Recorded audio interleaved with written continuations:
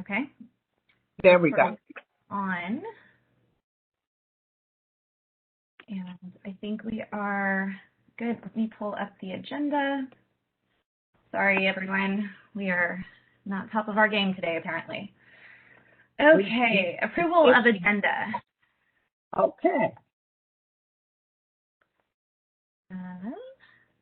So I motion to approve today's agenda. Are there any changes or?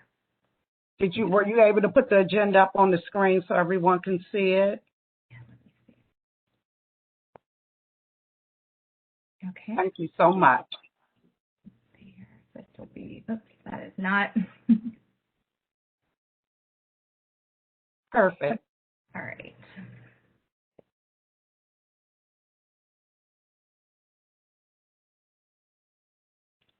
All right. All right.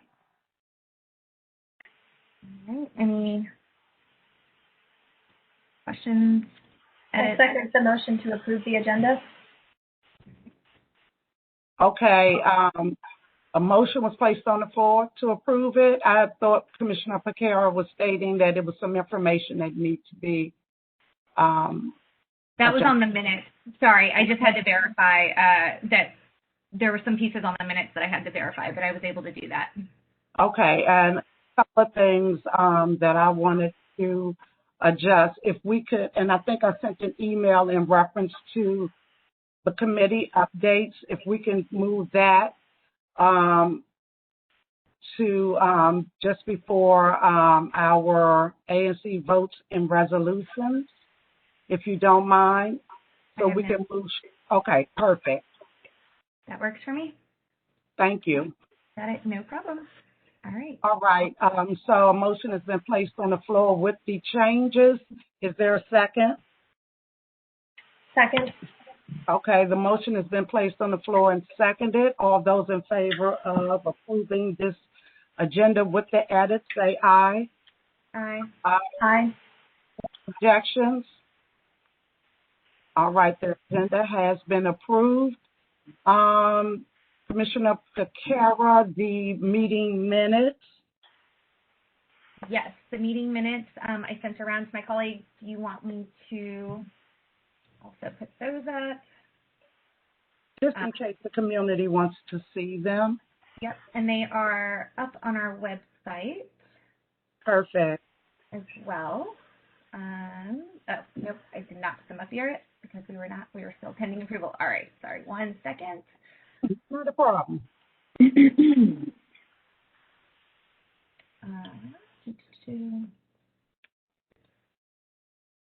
Lots of different windows open, which is problematic.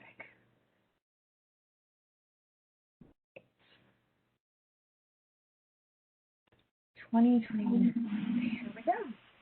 Let me share my screen.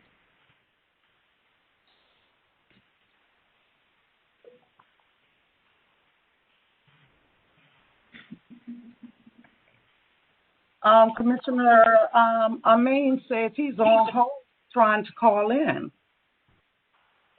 I don't even know where we would give someone on the phone permission to call in. Oh, wow. Does he have the link? Okay, so those are the minutes. All right, so does anybody... There's a lot of people still in, I've gotten 4 different text messages from people that are still in a waiting room. So I'm going to quickly Google how we get people out of waiting rooms and what that's back. Okay. Thank you. These are the minutes, meeting minutes. Has everyone had an opportunity to take a look at the minutes? Why do I have 2? Yes.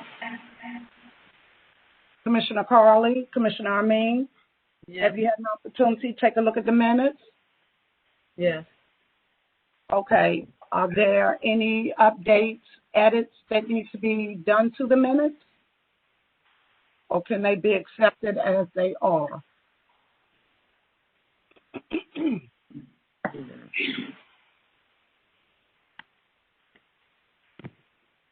Oh, I can't even log it. Never mind. All what I'm going to do is I'm going to call Commissioner Amin and have him on the line and hopefully put him on speakerphone, so hopefully you'll be able to hear him since he's having difficulty calling in. Okay. All right? And in the meantime, I'm trying to figure out where this panel is to let people in from a meeting room. Can you hear me? Yes.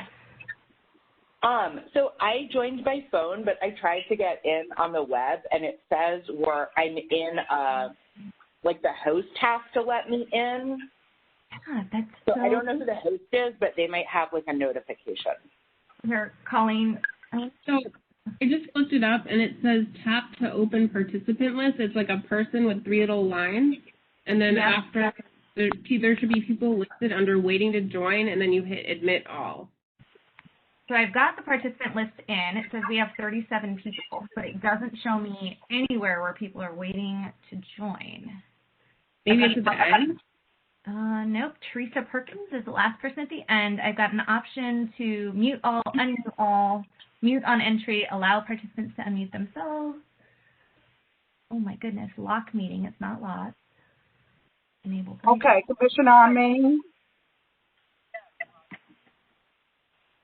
I want to leave and come back in.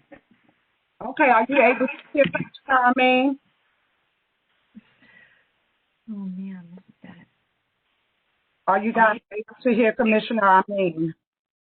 No. I am not. Okay, you need to speak up, Commissioner. Hi, Commissioner, can you hear me?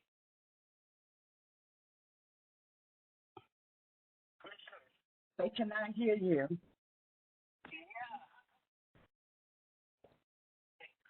I have no idea. But if you can send me your report, then I could just do your report if you're unable to get through on the phone.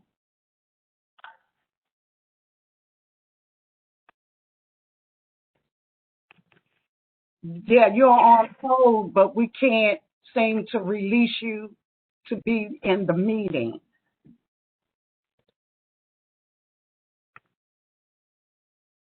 Right. Okay.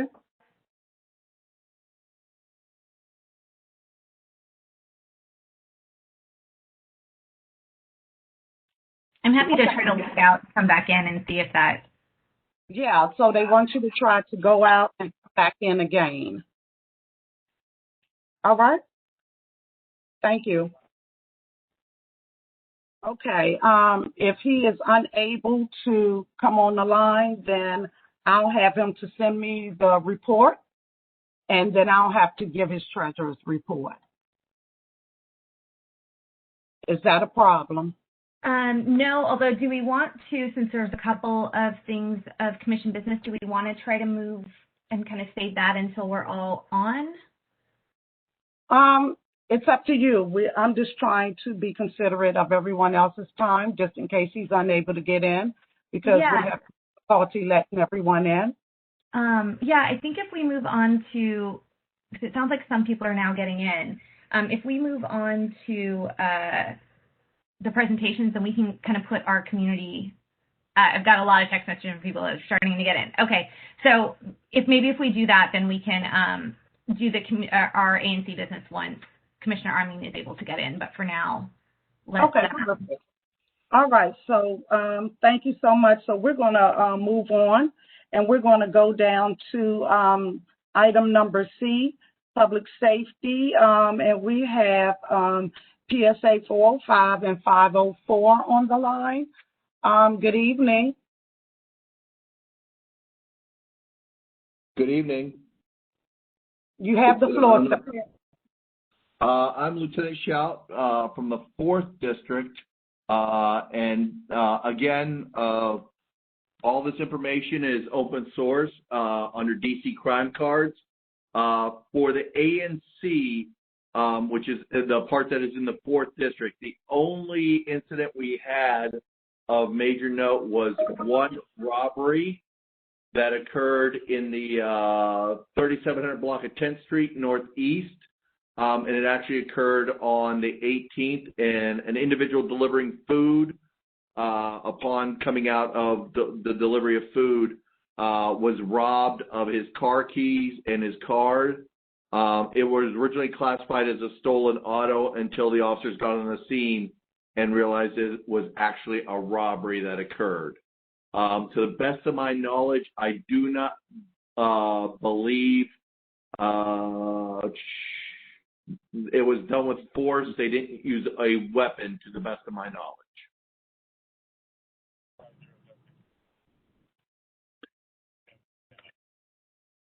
And I will turn the floor over to 5D. Hello, everyone. Representing 5D 5050 PSA 504. Stand in place of Lieutenant Lee, who was unable to be here. We'll go over a few significant crimes that we had on May the 17th, 1300 block of Brentwood Road. There was a robbery, stolen auto. That case is still open. We have a bolo disseminated for that vehicle. On May the 19th, 1300 block of Brentwood again, we had an ADW gun shooting and destruction of property. That case is open, and we also have a bolo. Be on the lookout for that was disseminated as well. On May the 20th, 3502 12th Street Northeast, Wings to Go. We had an armed robbery. The money, wallet, and the phone were taken. That case is open. Bolo was disseminated in reference to that case. And we had on May the 23rd, 14th and Rhode Island Avenue, an ADW pointing, which consisted of an ATV rider pointing a gun at a victim. That case is open. I will go down to significant arrests. On May the 1st, 1620 Rhode Island Avenue, for an offense that occurred actually in the 1300 block of Brentwood Road. We had an ADW DV, Puig marijuana, one arrest in that case.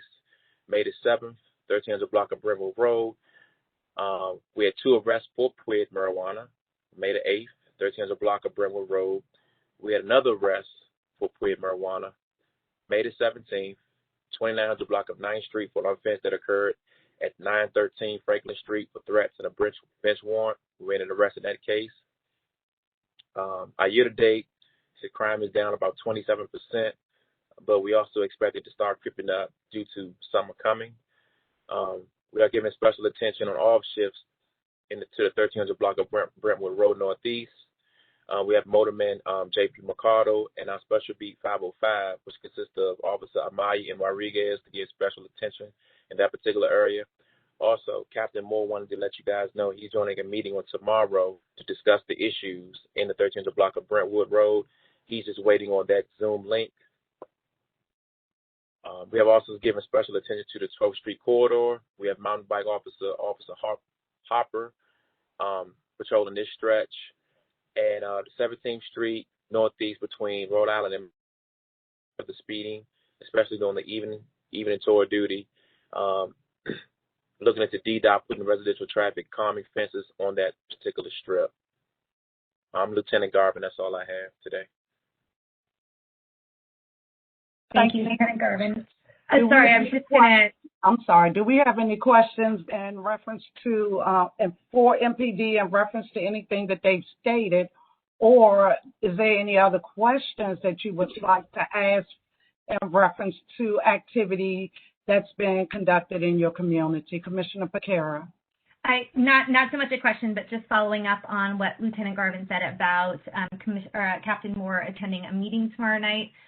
We are hosting a small group meeting for the neighbors that are directly behind the Brentwood Triangle to discuss some immediate concerns there. And then Commissioner Amin and I are going to be jointly hosting a 5B03 and 5B04 meeting more broadly for the community to talk about what action steps and next things are happening there. So I know that I've gotten some emails from folks that this is a cause for concern, and I totally agree. So that will be coming. Just don't want anyone to think that it's not been remembered. Thank you. You want to send the link out today or tomorrow? He should. Captain Moore should already have it, but I'm going to email him to double check because it looks like he accepted the calendar invite. Oh, okay. Thank you, ma'am. Of course. Do we have any other questions for MPD at this time? Please feel free to ask your questions. Anyone? I would like to ask a question in reference to the robbery that happened at Wings to Go. Where are we with that happened at 12th and Monroe Street Northeast? So right now, our detectives are still investigating that particular case. As I mentioned, a bolo was disseminated of the suspect. We're just waiting to identify that individual so we can go to the next step of that. And it seems as if that particular corner has been a spot that they have visited and revisited. They have hit the Subway sandwich shop a few times as well as, and is there any particular draw to that area, or are there any measures that can be put in place so it wouldn't be so attractive for those that tend to come to conduct that kind of brazen attack? Because as we have seen, it has been midday. It's not late at night. When people are walking up and down the street, what can we do to kind of deter that type of activity on that strip? Yes, it's a busy area. So we were seeing at most of these places, like the Subway, food, we have people congregating around, not necessarily buying food. It's just a good place to hang out, meeting spots. We have people that engage in criminal activity in these locations. The best thing to do is really, if anybody observes, notify us, give us a call. That way we can get out there and try to address it immediately. Give us as much information as possible when they do call us.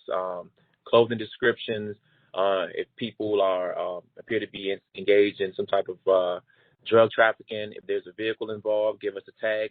Don't put yourself in danger, of course, now, but, if you can give a tag, you can also call our CIC, our JSTAC is up at 202-727-9099.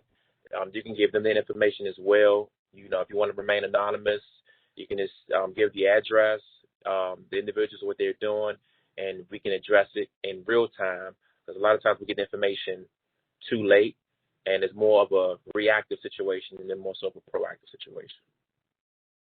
Thank you so much. Yes, ma'am. Any other questions? Okay. All right. Thank you so much. We really appreciate you joining us this evening and providing us with your report. Have a great, great evening. I hope you'll stick around for a minute just in case there are some other questions later on in the meeting. Thank you. Thank you, ma'am. At this time, is Brittany Butler from the mayor's office on the line? Ms. Butler actually reached out and said that, Ms. Butler actually reached out and said that she has an emergency, so she will be joining towards the end of the meeting and be giving her update then. Perfect. Thank you so much. Ms. Cicelo from Councilman McDuffie's office, Constituent Services. You have the floor. Okay. Thank you, Commissioner. Hi, good evening, everyone. I'm Kelly Cicelo, and I'm the Ward 5 Constituent Services Director for Councilmember McDuffie. Just a couple of updates. If anybody has unemployment insurance claims that need to be escalated, you can reach out to our office. We're happy to provide that escalation for you. And then also, we did send out the budget oversight hearing schedule. The mayor is to deliver her budget tomorrow, and this is a pretty significant next couple of weeks. And then the budget hearings actually start in June. So I'll put my information in the chat, and if anyone, for whatever reason, has not received the budget schedule, let me know, and I can email it to you. And I'm happy to take any issues from anyone.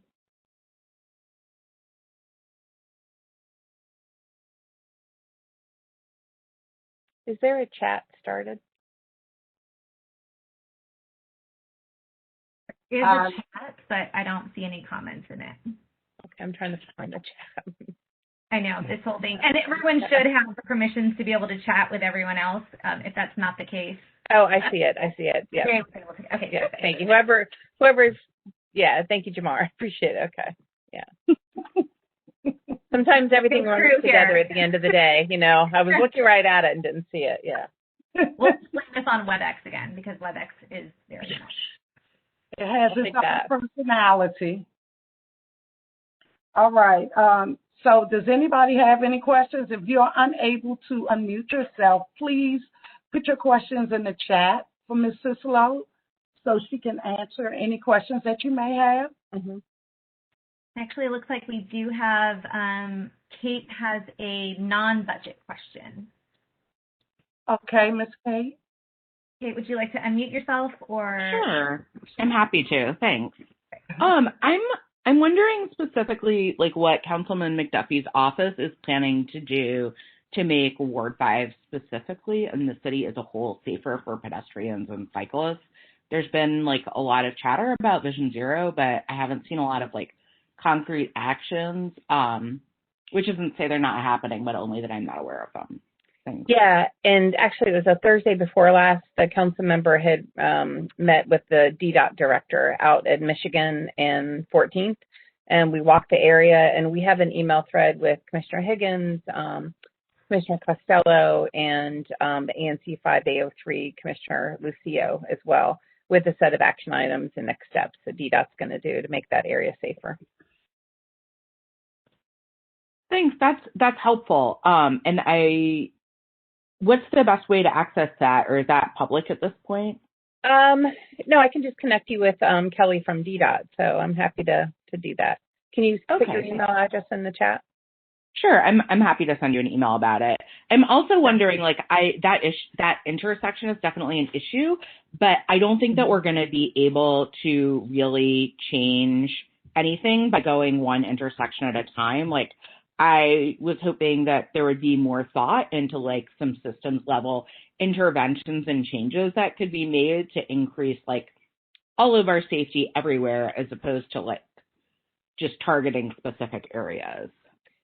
Yeah, and I see that Sharada has put Kelly's info in the chat. And Linda Bailey, who heads up the Vision Zero, was at that walk as well. So I think certainly if you have other suggestions, we want to hear them. And I think it's important, I don't know how much of this was known, the accident that happened that first week in May by the elementary school. Turns out it was two Maryland drivers, and it was a road rage incident, and speed was a factor.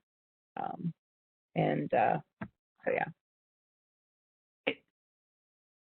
That's good to know, but I'm not sure that like the specific details are either here or there. I live a block from there, and there are accidents in this general vicinity regularly. I could think of at least 5 of them, in the last few years. And that doesn't count all the times that, like, there are near misses, and I have personally been nearly missed many times. Like, I appreciate that, but, like, we have to find a way to, like, slow and calm traffic at a systemic level, or we're not going to see any kind of change. Okay. So I'll definitely follow up with those email addresses, and I appreciate people's engagement on that. Sure.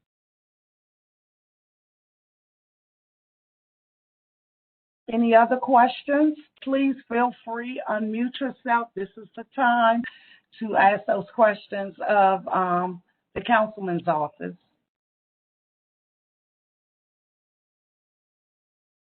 Okay, thank you so much. I appreciate it. Thank you, Ms. Cicelo, for the information and joining us this evening.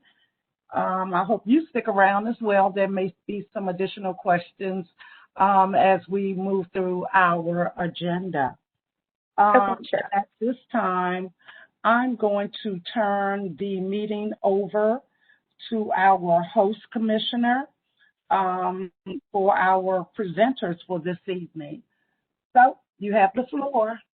Thank you very much, Commissioner Higgins, and I'm very excited for our speakers this evening. We have a great roster of folks that are doing some really important work in our community. So to kick it off, and this is very timely given that we were just talking about DDOT, we do have, is it Sharada? Am I pronouncing that right? It's close, Sharda. I have a silent second eye. It's hard when you're reading it. Sharda, my apologies. Thank you for joining us. And I believe that you are talking to us about protected bike lanes on Monroe. Is that correct? That is correct. So I'm going to turn over. I think you mentioned that you had slides. Let me make you a presenter, and you should have full access to share your screen. Great.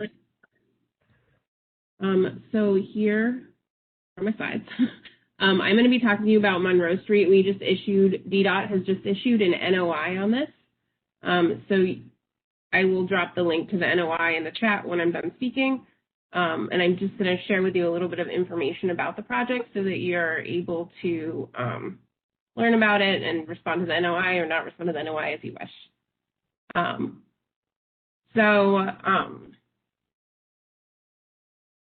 What I'm going to go over is the concept, the project schedule, a discussion, and then the next steps. The project extends from Michigan Avenue to 12th Street Northeast.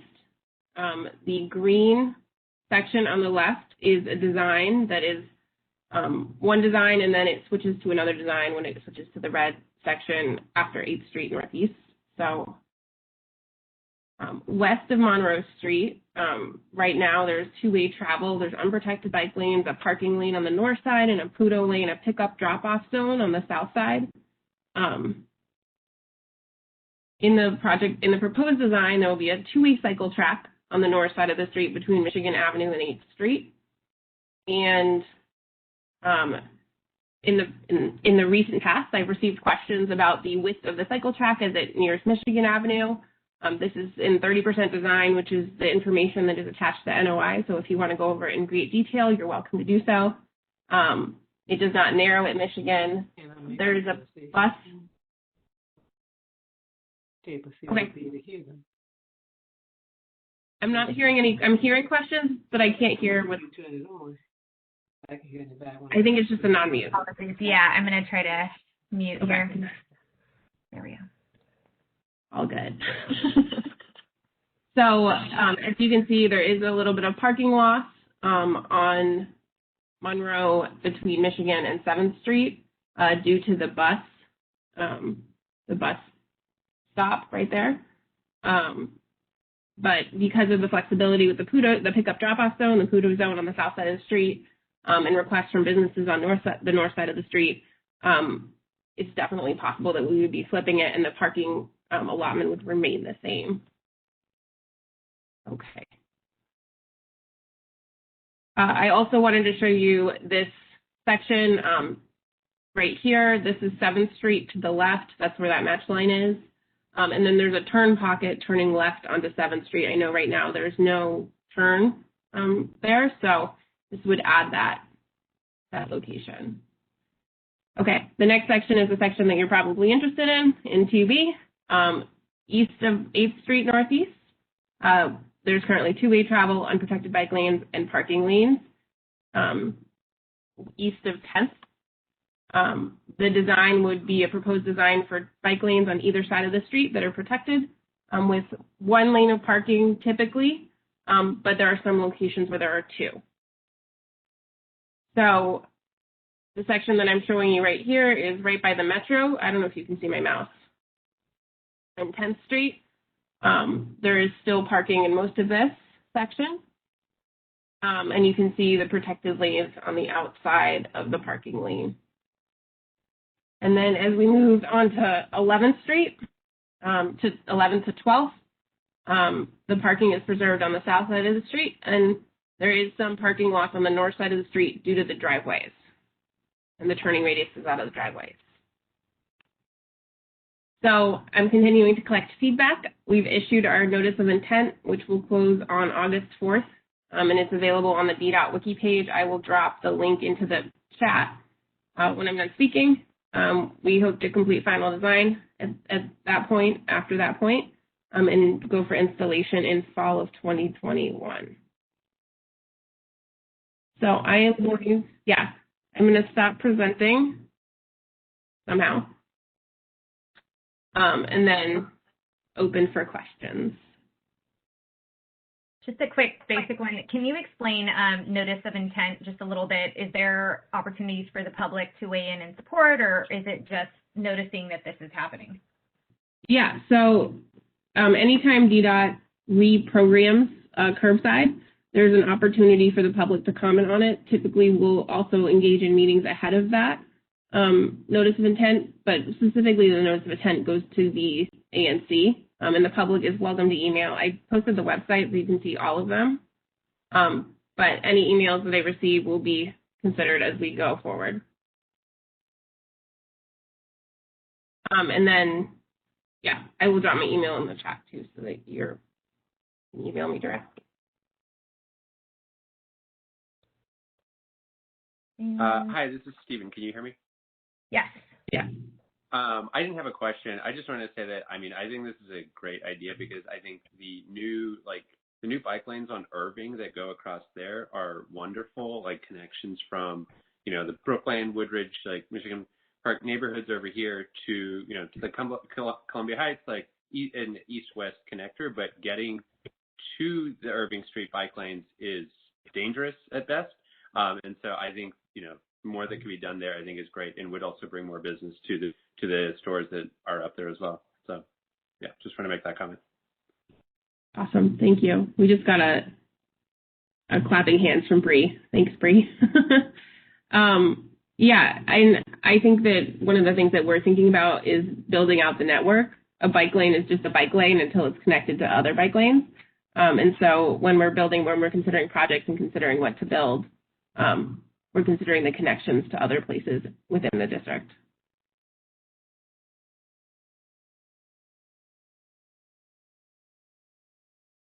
This is Eli Glacier. Can you hear me? Yeah.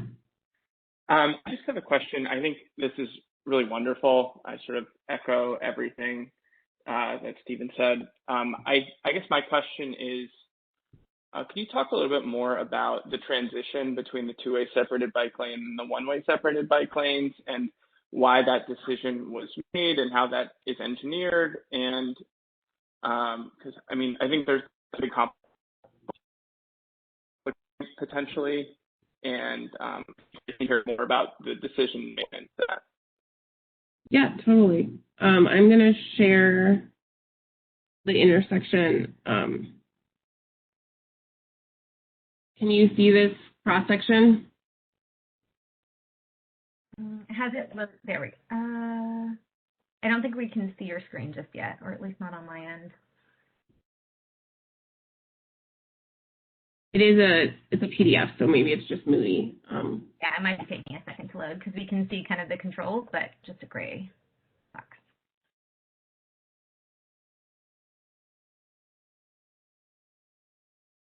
So essentially what the decision was to, okay. I'm going to stop sharing and then try that again. The decision between having a two-way cycle track on the north side of the street in that first section was due to the driveways and the different turning motions. When it comes to the 7th Street intersection, a traffic study for 8th Street was performed, and essentially there needs to be a left turn pocket. And if you had a bike lane on the south side of the street, it would have to be, I'm speaking plainer, I'm going to speak this more simply. Essentially, if there was a phase where left turns had to go left, and there were bikes trying to cross at that point, it would delay the whole intersection. So what we've done in this situation is pushed it to the north side of the street so that the left turn can happen and it can still be open for traffic to cross. Does that make sense, Eli? Yeah, no, I think that totally makes sense. I guess my question, though, is just from like a consistency perspective. After whatever transition point between the two-way bike lanes and the one-way bike lanes, people going in one direction are going to have to cross the street. Yes, and there's going to be ideally that wouldn't happen. Yeah. It's at an intersection that's going to be signalized, so there will be turning movements, and it will be timed to make sure that transition works. Okay, great. No, I'm super excited about this. Thank you for doing this, and I look forward to that last bit on Michigan between Irving and Monroe to see what you can do there to really complete that connection. I live in the neighborhood, and I too look forward to seeing that done. So we're working on it. I wanted to just... Yeah, joining us. Hi there. This is George. I manage the active transportation team. George is a planner not on my team, but she's the manager of this project, we have about 8 different people managing protected bike lane projects around the city, and they're all really talented, like Sharda. I just want to add to that, the connection that we have at Michigan, unless I missed that, Sharda, was another great reason to have it on the north side of Monroe when you get to Michigan, because we're working with, in discussion with Catholic University about having a side path that it would connect to and keep out of the way of all the turns that happen between Monroe and Michigan, the right turns and the lefts. It's just much simpler and easier to have it happen on the sort of the northeast side of that intersection, and as well as the left turns at the southbound, westbound to southbound left turns at 7. So several factors. There's often a set of sort of factors we look at to decide whether side one in each direction on each side of the roadway works better than, a two-way cycle track on one side or the other, or down the middle, as is the case on Pennsylvania Avenue. So there are a lot of different factors we look at. And so that, looking at the factors, this is what ended up being the best, the safest, easiest to implement on this corridor.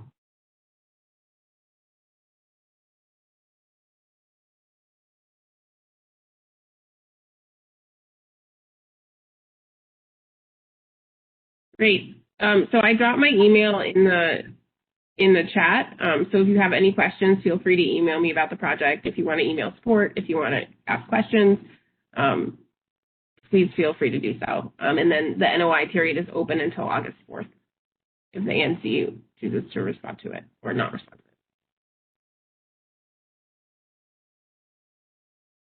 it. Thank you. That's all I have to say. And is this presentation something that you would be able to send out so we can share it with constituents and those who may not have been able to attend tonight? Yes, absolutely. I will send it out. Great. Thank you so very much. I appreciate your time. Thank you.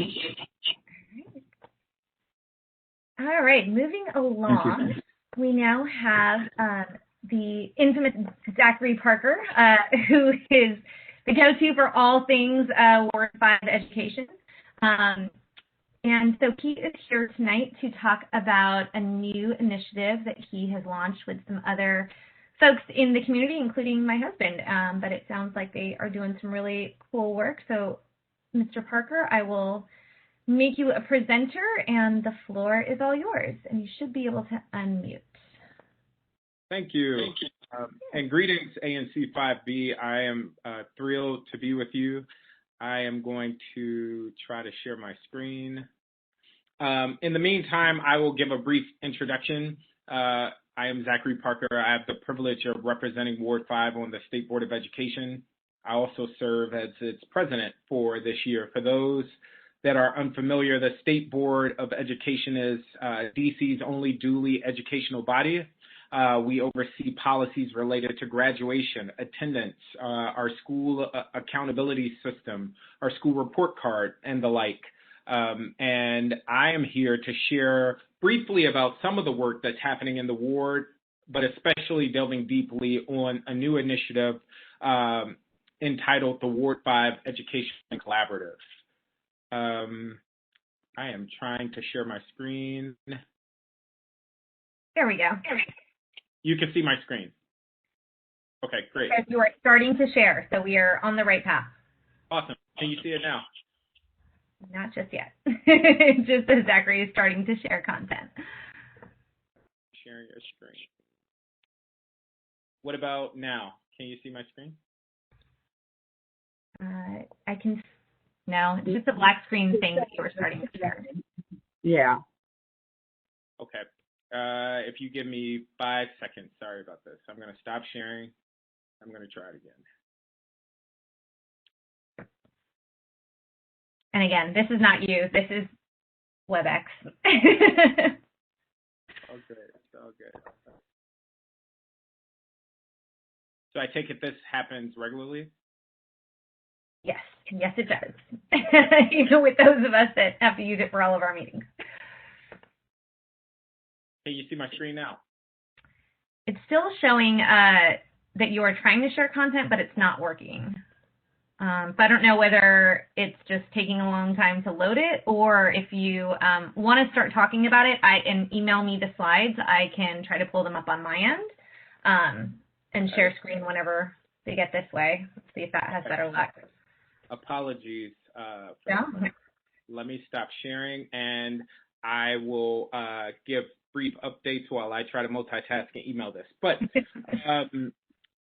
a few things I wanted to highlight. First, the work that the State Board is doing as schools are working to reopen.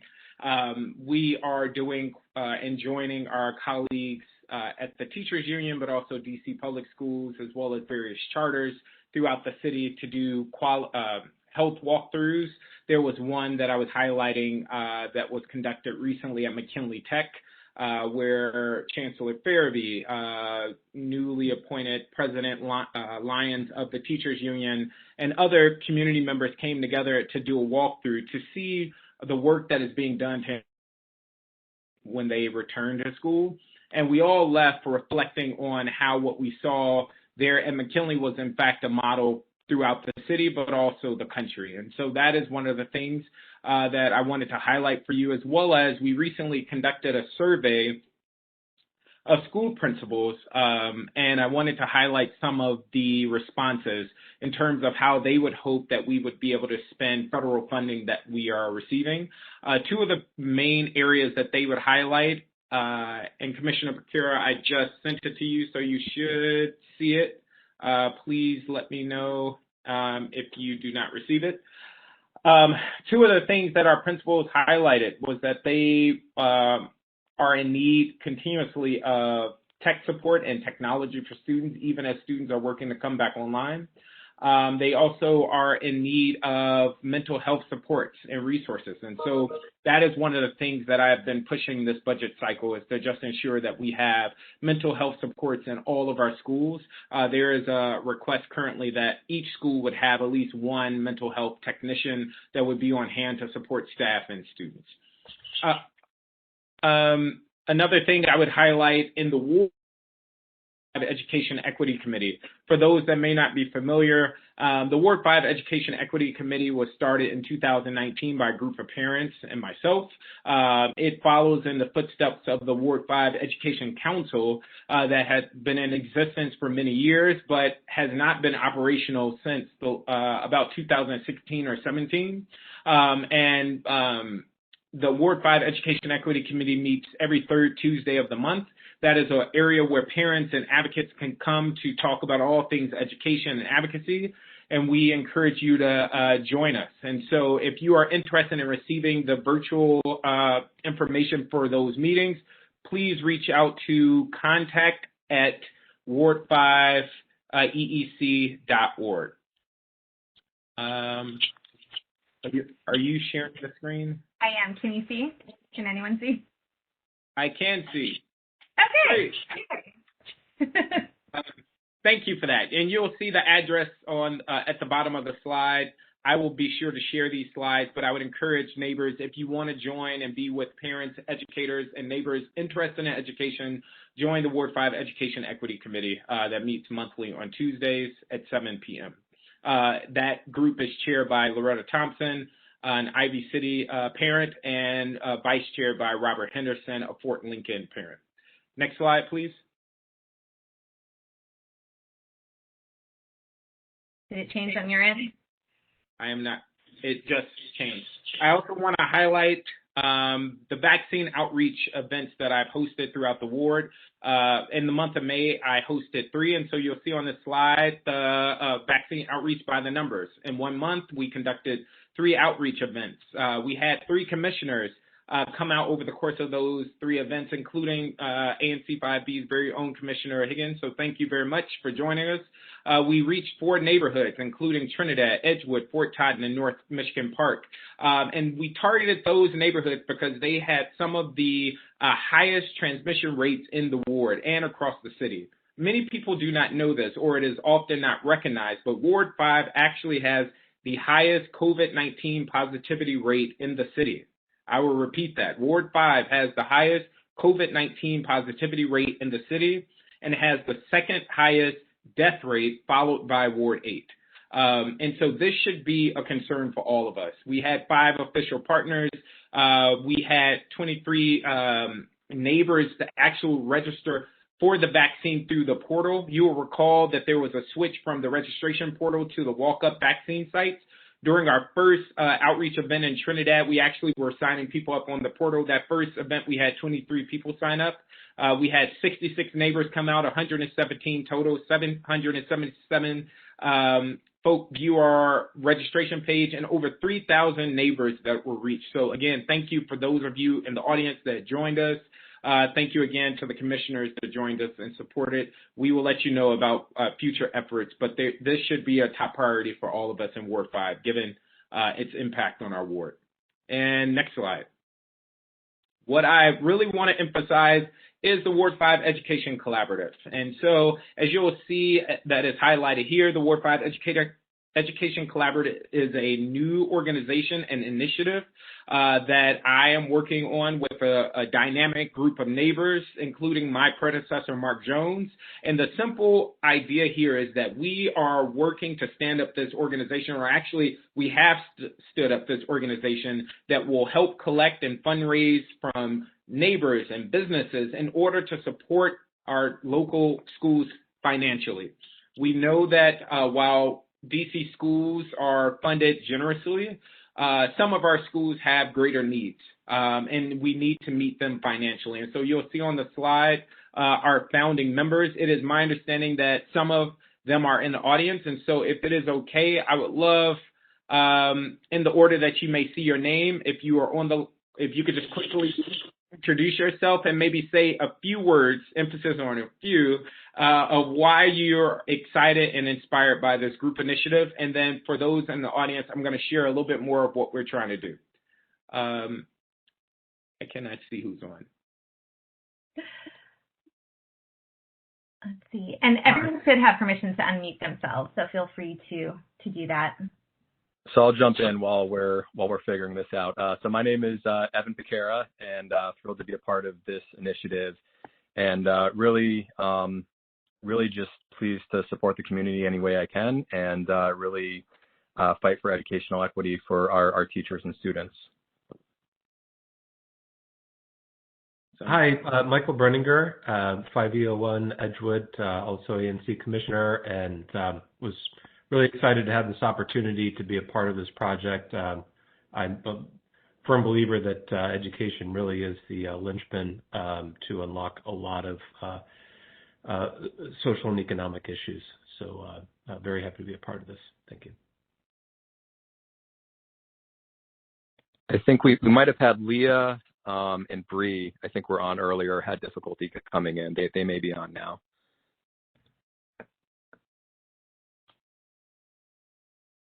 Okay, I tried to give a pause. But what we're hoping to do tonight is simply introduce what we're trying to accomplish. And if you go to the next slide, which will give a high-level overview of our timeline, next month, we will start doing strategic outreach as well as conducting focus groups, because our work with this Ward 5 Education Collaborative is to make this a community-based organization. So a few things about what this is and what it is not. The Ward 5 Education Collaborative is a nonprofit organization. We officially launched in December of 2020, and those individuals that were highlighted on the previous slide have been meeting and huddling. Our paperwork has been submitted locally, but also to the federal government. And as was mentioned in June next month, we will begin conducting community focus groups. We want to work with the community to create guiding principles around how we will operate, how we will fund resources and provide resources to schools, and to see what information is top of mind for parents and community members in terms of the things that they believe need to be funded. By October, the goal is to launch a capital funding program. And so that will be an opportunity for us to go to the community and neighbors and businesses to get them to partner with us around what we're trying to do on behalf of Ward 5 schools. And then at the end of the year, at the top of next year, we plan to release our first set of grant applications, with the first release of those grants being made in the 22 school year. And so, again, tonight was more so to introduce the idea of what we're trying to do. I know many of you may be in the audience saying, well, this sounds like a good idea, but why are we doing this? Don't all of our schools receive funding? We are doing this for two reasons. One, there's a lot of work that was previously highlighted happening in Ward 5 that I'm very happy to be leading and being a part of. And we're doing that because Ward 5 still has a lot of work to do, as many parents in the audience will attest to. Ward 5 has the third lowest rates of outcomes across our schools, followed by Wards 8 and Ward 7. Ward 5 has a number of school options, but as was mentioned before, not all of those schools are adequately funded. All schools receive a per pupil funding basis with additional resources for at-risk students. But we hear year after year that whether it's around needed technology, needed curricular resources, needed staff people, that our schools need more. And so this is an opportunity for us to wrap our arms around our schools, help raise resources to distribute those resources to our school communities. And the last thing I would just highlight is that this has been happening informally in parts of the city through PTA organizations. If you were to go to Ward 3, for instance, and some of the school communities there, they are raising upwards of $500,000, $1 million through the PTO. And what that allows them to do is to take those life-changing trips, to provide extracurricular activities, to hire key personnel to support their students. And so we are hoping to do similar things through this entity to just kind of level the playing field for our school communities that may not have the same reach or access to resources. In the chat, and Commissioner Piekara, you could stop sharing your screen. In the chat, I'm going to drop a survey that I would love for those in the audience to participate in. It provides a number of questions that we're trying to learn more around how to activate around, but it also asks some questions around the Ward 5 Education Collaborative. And so I thank you in advance for your participation there. I'm going to stop there, and depending on time, I would love to entertain any questions you may have before I transition. But thank you again for allowing me to share about this exciting opportunity. Any questions from the community? Going once, going twice. This is Donnie Shaw. I'd like to congratulate Zachary and his army of volunteers when they got out. I think it was Saturday before last, going door to door to get our residents to consider getting the vaccination. And it was impressive that many of our residents, particularly the young residents, had already gotten their vaccination. But job well done. Congratulations. Keep up the hard work. Thank you, Mr. Shaw, and thank you for joining us. Mr. Shaw was one of the many volunteers out there making sure neighbors got vaccinated. So thank you. Yes, thank you both. That is so important for everyone in our community. Hi, Megan Fowler here. I'm sorry, I can't turn on the video right now. But I had a quick question. Are you working with DCPS to figure out exactly what schools need? Or are you going straight to the schools? I've been on the parent policy committee with DCPS for early childhood for the last 2 years. So I recognize that there's a lot of needs, like individual needs for every school that don't necessarily always get compounded because there's bigger needs. So are you kind of working off those lists that they already sort of have, or are you going directly to the schools and the social workers and saying, what are your greatest needs in each school? That is a great question, and that is exactly why we're conducting those focus groups, because those are the type of questions that we are wanting to ask. Should we go directly to the school, which would be my preference, or should we work more formally through DCPS or for charter management organizations? As of now, because we're still in the process of leading up to our first round of grants, we have not engaged formally with DCPS, although they are aware and excited about this opportunity in the ward. But those are exactly the things we want to hear from neighbors to make a determination on through our focus groups next month. And I'm sorry, can you remind me again how we reach out to be a part of that, to be a part of the focus groups? Yes, so we will actually follow up. So what we're doing is making a soft launch across the ward to give people context, and then we're going to follow up next month. And so there will be an opportunity and outreach. We will reach out to all of the commissioners to invite neighbors to a variety of focus group conversations. Also in the chat, I just dropped a link to a survey. It will ask in that survey, in that section for the Ward 5 Education Collaborative, if you're interested in joining a future focus group, and you can just signal your interest there. Yeah. Mr. Parker, this is Caroline Petty. How are you? I'm doing well. Good. Thank you. Thank you very much. Again, about the collaborative, it sounds like an excellent opportunity and definitely a much needed endeavor, and I applaud you for initiating it. I guess what I'd like to know is if you could say a little bit more about where you think the funding for the organization and for the grants where the funding is going to come from. And secondly, do you expect that the organization will be transparent about where that funding comes from? And lastly, do you anticipate that the organization is going to be involved in advocacy in any way? And I'm thinking in terms of, well, primarily advocacy on issues really quite unrelated from education and Ward 5 schools. Yes, so I will take those questions in reverse. As was mentioned, the group is a nonprofit. We stood the organization up as one. Our paperwork has been submitted for a 501c3 status. So therefore, there will, what I think you're getting at, will there be like political engagement or advocacy around issues unrelated to education? The short answer is no. To just make sure that we keep things on the up and up, you'll also notice that my name was not listed on one of the founding members. Yes, I commissioned it. Yes, I initiated the project. But because I'm an elected official, we thought it was important, and I thought it was important to have a separation. And so you'll see listed that I'm serving as ex officio. And so we want this to be a nonpartisan, non-political entity and group.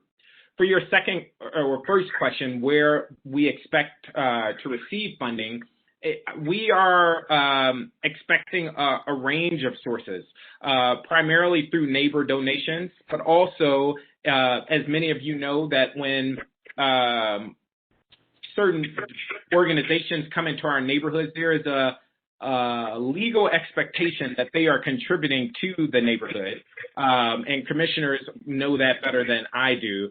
And what I have also heard and learned through the years is that that is not happening oftentimes.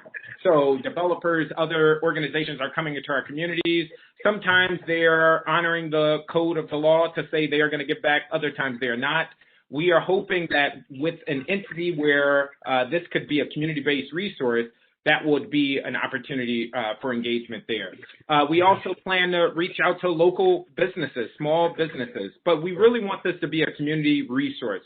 The reason why we are hosting the focus groups is so that it is transparent. Everything about it, from the filing to the fundraising to the numbers to the grant process, will be completely transparent. Any neighbor will have access to the resources and documents. And again, that is why we're starting with the focus group, so that this is a community resource that long lasts once I'm gone, and so are the members on that founding group. Yeah, thank you very much. That does answer my question. I guess where I'm coming from is I would really hate to see a situation where there's some kind of quid pro quo associated where a developer or a waste transfer plant or an electric utility company that wants a rate increase, gives a big donation to the organization, and in return expects that the organization will go down to the Public Service Commission and testify in favor, et cetera, et cetera. I think I'm raising not just a hypothetical concern. If you've been in Ward 5 as long as I have, you've seen it. It goes around, comes around, and I'm happy to hear what you're saying about the, transparency and that there won't be that kind of quid pro quo or advocacy. Absolutely not. Anybody that knows me knows that education is a passion of mine. And the last thing I would accept or want is for this organization to engage in any activity that would get away from our root cause and purpose, which is to support our schools and thereby support our students. And Caroline, I would invite you to be a part of those focus groups. That's how transparent we are wanting to be, that I would welcome you, help us plan it and organize it and be part of that process. Thank you. Great. There are no other questions, Mr. Parker. Thank you so much for all of the work you're doing for our community and for taking the time with us. I will send out the survey link as well. After this, if you are okay with me sending the slides, since I now have them, I will also share those. But really appreciate your time and all of the work that you're doing. So thank you to yourself and everyone else on the Ward 5 Education Collaborative that is here with us tonight. Thank you for having me. Of course. All right. Now we have Mr. Jamar Day, and we have been coordinating behind the scenes. So I'm just going to go ahead and share my screen now so we can hopefully start off, although I'm sure now that I said that, I've just jinxed it. But let me try to do this. But I'm very excited for this presentation. I got a sneak peek of it earlier. And so I think this is some really good stuff. All right. Can everyone see my screen? It looks like it's working good on my end, Commissioner. Perfect. Okay, great. Well, then the floor is all yours. Good evening, 5B. I bring you greetings from 5E over in Ward 5 as well. I am Jamar Day. I'm the community organizer for Under 3 DC. I identify as he, him, they. Here's my contact information. It will be shared again. A little bit about myself. I am a former teacher in Baltimore City and as well as DC Public Schools. I am now the organizer with Under 3 DC campaign, and we can go to the next slide. So the reason I come before you today, I'm glad the emphasis of education was brought up before by Mr. Parker. Thank you so much. Right now, before we can even talk about a formal education for a child pre-K through 12, before we can talk about them being old enough to even ride a bike, we must first talk about the access and need of affordable child care here in D.C. Right now in D.C., it costs on average about $2,000 per month to send a child to a high quality or to a neighboring child care facility. In D.C., the average median income for what they say for most residents, or for some residents, is $84,000. However, if you don't make $84,000, you're paying almost half your salary into making sure your child has a safe place to go to while you're at work, or while you're furthering your education, or whether you're just bettering yourself. Right now, there's 25 infants and toddlers under the age 3 in D.C., but right now, OSSI only licenses 7,600 seats. So that goes to show you there's an imbalance. Even while some parents choose to keep their children at home, we still need to make sure those seats are being available for those 26,000 kids that are available. We can go to the next slide. And even though we're talking about child care, some people may be past the child raising age or no longer have a family in the home, but you do have children and you do have grandchildren that may be having children, or you just might care about the quality of your neighborhood. So if you look at the DC, it's almost a tale of two cities versus depending on what ward you live in. When you look at Ward 5, the average household income is $52,000. And if you're expecting someone to pay $26,000 a year to put their child in a high quality or a good child care system, it's just unfeasible. And it even gets lower when you come on over to Ward 7. So let's look into Ward 5 data a little bit more when it comes to children in the district. So this data is powered by DC Kids Count, which is one of our partner organizations as well. And we also power the information and data that a lot of times when you hear people testifying or when you hear people speaking, they also refer, speaking on behalf of children, they refer to this website to get their metrics. So we look at the child population in Ward 5, it's 66% Black kids, 18% Latinx, and 14% white. When you look at the poverty, it's 23% Black, 3% white, and 16% Latinx. So as you see, our Black and brown families are making up a huge, not the families, but the children are making up a huge population of the children that are being educated and are coming through the systems in Ward 5.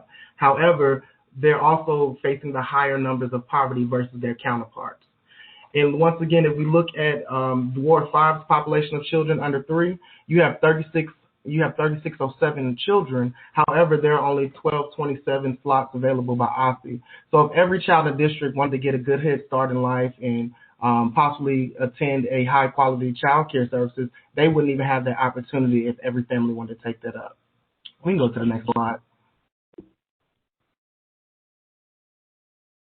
So what we're here today to talk about as well is the value of the Birth to 3 for All. Some of you all probably never heard of Birth to 3 for All. It's totally fine. That's why we're here. Pre-K for All laid the groundwork. What we learned when we did Pre-K for All is that it's so much that some children are missing if they're waiting to 5 years old to touch their first structured curriculum or their first structured environment, or the family is interacting with education systems for the first time. So we want to build a comprehensive approach to early childhood, and we want to take care of some of those mental health supports. Right now, if you are a child care provider in a district, there's a certain ratio you have to have per children per provider. There is no clinical health staff required. There is no family engagement staff required. But however, a lot of these services are highly needed to coach some of our birth to 3 parents and families. They can go for maternal health, they can go for healthy learning, and even some of the healthy futures. And all these programs are in desperate need of funding. You can go to the next slide.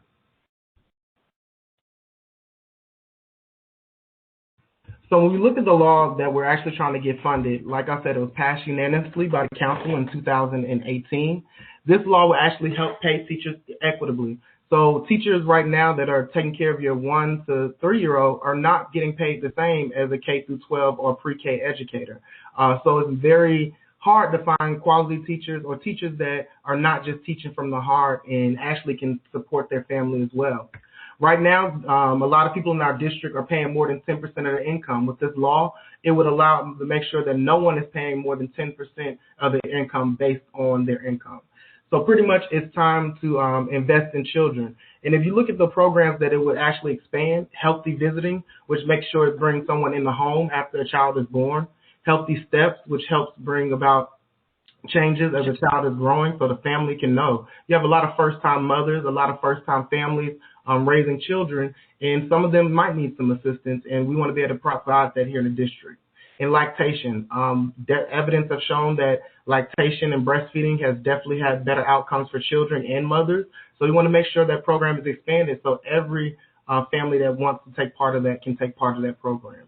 And an expansion of Help Me Grow. That's when we talked about our evidence-based practitioners that can actually go in the home and actually help mothers dealing with postpartum depression. A lot of our families are dealing with so many ailments in the communities that they need help raising their family, and they need some help doing that. We can go to the next slide. So overall, it's time to invest in DC's children's futures.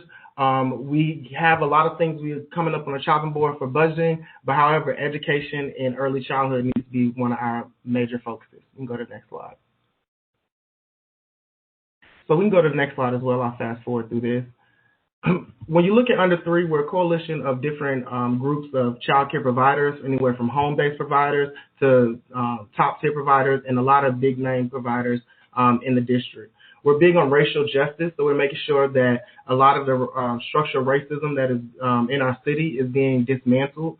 And we're also helping Black and brown families in the district because that's one of our biggest goals. Economic mobility.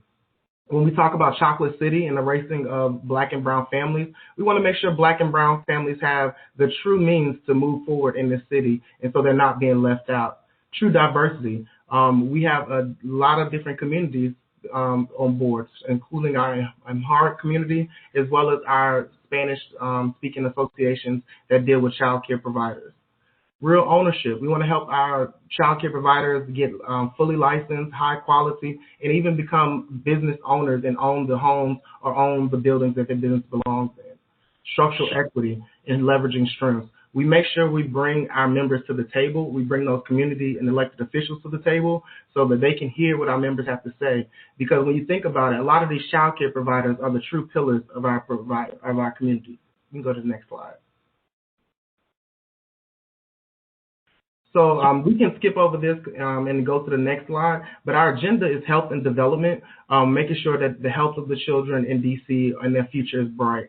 We want to make sure that pay parity for teachers is equal among other places and other states. Right now, without DC being a state, it is a lot of financing and money that we are missing and a lot of things that have to come directly from the state of DC. These are some of our coalition members. As you can see, it's quite a few that are in Ward 5, such as Community of Hope, a lot of big name providers as well as some small providers, and we don't look at them in terms of business small, but just the size of kids they provide business to. You can go to the next slide. So some of the things we've done over the last year, we've hosted 6 virtual town halls where we brought Mayor Bowser, her staff, council members and staff, and even OSSI officials and leaders to the table so they can hear from child care providers, they can hear from parents, and hear testimonies.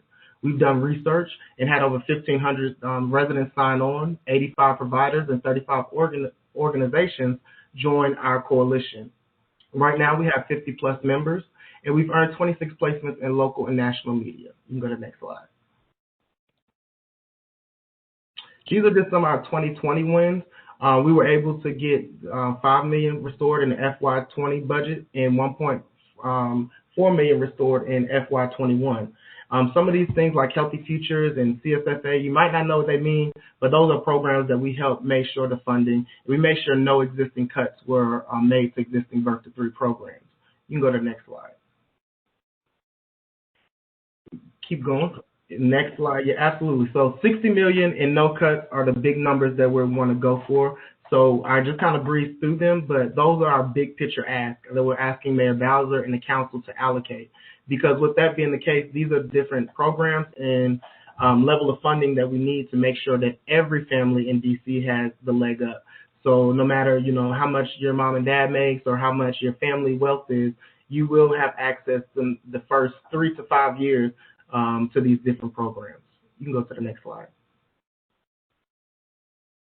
One thing we've also done is help people bring about their stories. Cecilia Holmes is a child care advocate and parent, and she's also worked with AJE to get the story of her child out there. And stories are much different from testimonies because stories, what they actually do is help others bring about their stories. So someone hearing a story about their child can help someone else bring it about, and then we can lead to help getting that to the right place. So I'm coming before you to the ANCs to ask for a couple of things. We can pass resolutions in support of this bill and make sure it's getting fully funded. We can encourage family members to participate, or we can testify before council. You can go to the next slide. So what you can do as a parent, for all my parents on the call today, you can actually attend the community interest meeting. Our next one is this Thursday from 7 to 8 p.m. I have just dropped the link in the chat if you all want to sign up for that. You can tell your story. I can work with you. I'll also drop my email, so you can email me and we can talk about getting your story to council or just helping get that story out there, whether it be a blog or social media post.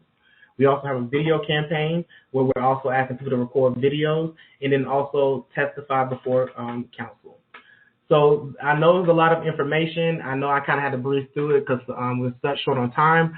But however, we would love to invite everyone, every family, every parent that's on the call or even not on the call to our community interest meeting. I just dropped the link in the chat for you all to register for that. And then I also put my email address so you all can contact me personally.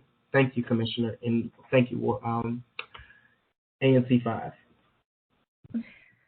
Thank you very, very much. I will say that I know a lot of especially the services for new mothers that your program is advocating for, I was lucky enough to have and made such a difference. And so as much as we can ensure that all new moms and all children are able to benefit from those programs, I am completely in support of. And it sounds like others, Lauren and others, have also said lactation support. I don't know where we would have been without it. This is wonderful. Does anyone have any questions for Mr. Day? And everyone should have the ability to unmute yourself. Mr. Day, this is Donnie Shaw. Is your program the same one that was initiated by Benson Gray, Councilman Benson Gray? Absolutely. He did not initiate my program or coalition. He did initiate the bill, and he did present it before the council in 28, which they all agreed upon and voted upon. However, in DC, if you do not fully fund a bill, I think after a certain time the bill goes off record. So therefore, we have, I think, until next year to get the bill funded adequately, or else it will be reversed. So you're absolutely correct, Mr. Shaw. Good information that you shared too. Thanks for that insight. Thank you. Get to working behind the scenes now. Any other questions? Today, I don't know if you've seen the chat, but there's lots of people very appreciative of this presentation. Thank you, everyone. And calls for it. So I will be sure to send out this presentation to everybody after the meeting, as well as the link for tomorrow's interest meeting. So I will send that out tonight. But if you have any other questions, it looks like we've got email address in the chat, which I will distribute as well. But thank you very, very much. This is wonderful, and thank you for all the hard work you're doing. This is so important for our community. No, thank you all, Commissioner. Thank you. Thank you. All right. So let me pull up the agenda and figure out where we are. Commissioner Higgins, this might be where I hand it back to you. Yes, ma'am. Thank you so much. And I appreciate all of the speakers this evening. You have been outstanding. Thank you for providing such wonderful information to the public. So we did skip down to our presenters. And at this time, we're going to go ahead and conduct our treasurer's report. Commissioner Amin. Good evening, everyone. First of all, I want to thank Chair Higgins and Mr. Higgins for hosting me this evening. For some strange reason, none of my links and none of my phone connections worked, and I tried it on several devices. So this truly is a strange evening, and I don't know why. But the treasurer's report. So first item on the treasurer's report, commissioners, you should have received the FY 22-3 report. Can you bring that up on the screen, Commissioner Piekara? Yeah, your FY 22-3. Yes, give me a moment to find that in my email. This is one revised FY Q3? Yeah, it would say revised FY 20 Q3. Now, okay. Upon being elected treasurer, I've been training with Dawn Dickinson in the office of the OAC, which is pretty standard. And she's training me on the new software and how to prepare the quarterly reports, which is a big part of the treasurer of the ANC. And we noticed in that training, well, she spotted some inconsistencies on the worksheets, and from there we took those worksheets. She looked at them and realized there were errors done on the worksheets, and so those worksheets had to be revised. So what you're looking at now, if you look at the top here, you see that revised worksheet, and you see where I had to go through, find all those documents from last year. We crossed that out up there, that 2,569.31, and entered the new forwarding balance. So, and let me look at my notes for this part, because the beginning balance of a quarter must match the ending balance of the previous quarter. And example, and this is our example that I can give you why that did not happen. This is one thing, that it was a $3 bank charge that appeared on our worksheet, but was not deducted from our account. So there's little things like that start to throw off a worksheet. So we went through it again, got all the documentation, put the numbers in. So what you're looking at now is that revised worksheet. now those numbers, that beginning number and ending number match as we move into the next quarter, as you will see when we move into the next. And commissioners, we do not have to vote on this. This revision had to be done for our worksheet and for our workbook, right? So the second item up on the agenda, and forgive me because I'm not in my own space, I am referring to my notes are a little out of order here. The second item up on our agenda is the FY20 Q4. Piekara, can you pull that up for me, please? FY Q4. This is the one you sent tonight? Yes. There are two PDFs attached. Do you have, Yeah, go to the one that doesn't have, the second one would be the second sheet.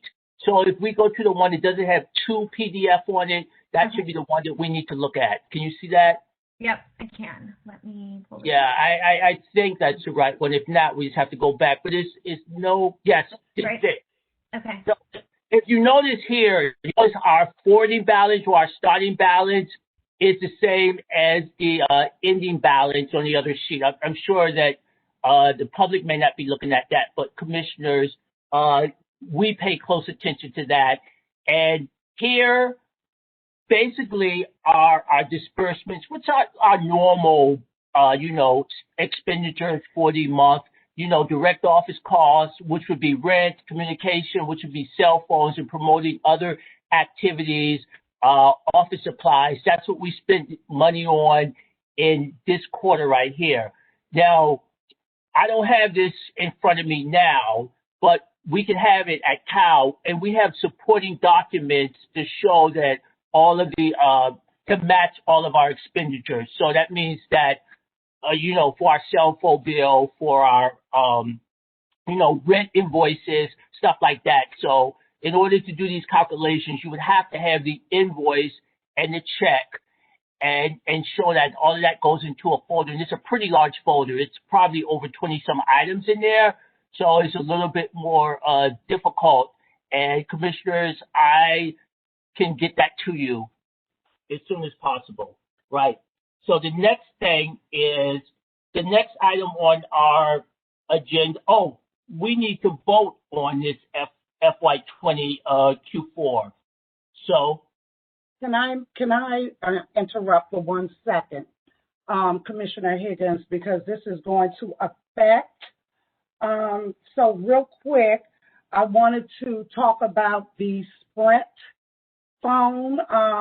Commissioner Carley brought this up in our March meeting that she purchased the phone. And at that time, we had received a bill for $33 that was added to 5B01 and the additional cost. The device itself was one price, and it was not the price that the commission had allocated for cell phones, because we allocate $190. So, of course, that raised a flag, and it was up for much discussion with our commission. And I thank Commissioner Piekara for digging in. She dug her heels in, and she continued to do research on her end as far as the information she could see. So as we were going back and forth, of course, I believe in giving grace and trying to investigate and see what's what. So prayerfully, thankfully, we were able to resolve the situation. I'm not sure if you guys can see this, but this is the special that was an online special through Sprint.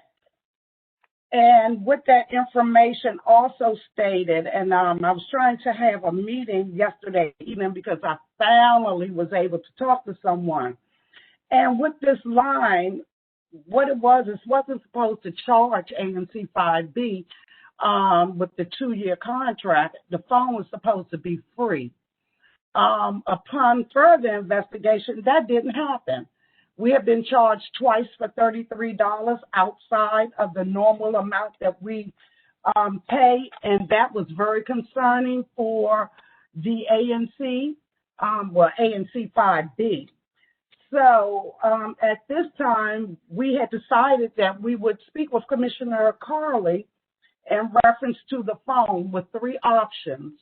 One option was, well, the first step was to turn in the actual old phone that we had. Commissioner Carley turned that phone in. And then the next option was the money's back and rest to the cell phone. The commissioner came up with a couple of ideas. One, that she just pay for the phone, give us the total amount of the phone that we would pay over a period of 24 months.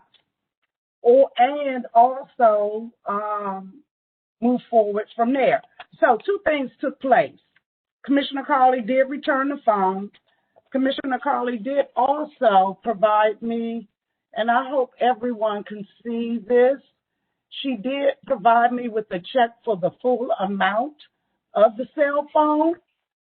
And on May the 7th, but I had also wanted to talk to Sprint to find out actually what took place. What was the barrier between the ANC and them and giving the proper allocation on the phone and not charging us? Well, I finally received an email today from Sprint, and that email stated that there was an error. We were able to show the online special that they had, and I received an email, which I will provide to all of the commissioners as well, stating that that device will be turned back in, and the free phone that was gone, that should have been given for to Commissioner Carley, they will take this phone back. We will not be charged, but we would have to continue to have that phone open for 2 years, which is not an issue because that phone is the property of ANC 5B. So I just really want to thank all of the commissioners that have put in all of their time and effort, as well as thank Mr. Gottlieb Simon for all of the direction that he has also provided. Back in April, he was able to give Commissioner Piekara some guidance on how we should proceed in this matter. So, and I also want to thank Commissioner Carley for turning in that phone, as well as complying and giving us a check for the full amount of that phone. So the ANC is in possession of the phone as well as in possession of the check. And once we see that those charges have been dropped and we are not billed, then we will proceed with the new device that Commissioner Carley will be utilizing.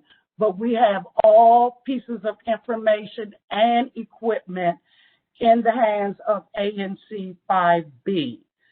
So I'm sorry, at this time, Commissioner Amin, would you go ahead and place your motion on the floor for the approval of the Q4 budget? Sorry. Before we do that, I actually had some questions. So in reference to the Q4 vote, because we want to vote, and if you want to comment, okay, sure, give the floor. Yes. So on the Q4 quarterly report, and I can share my screen again.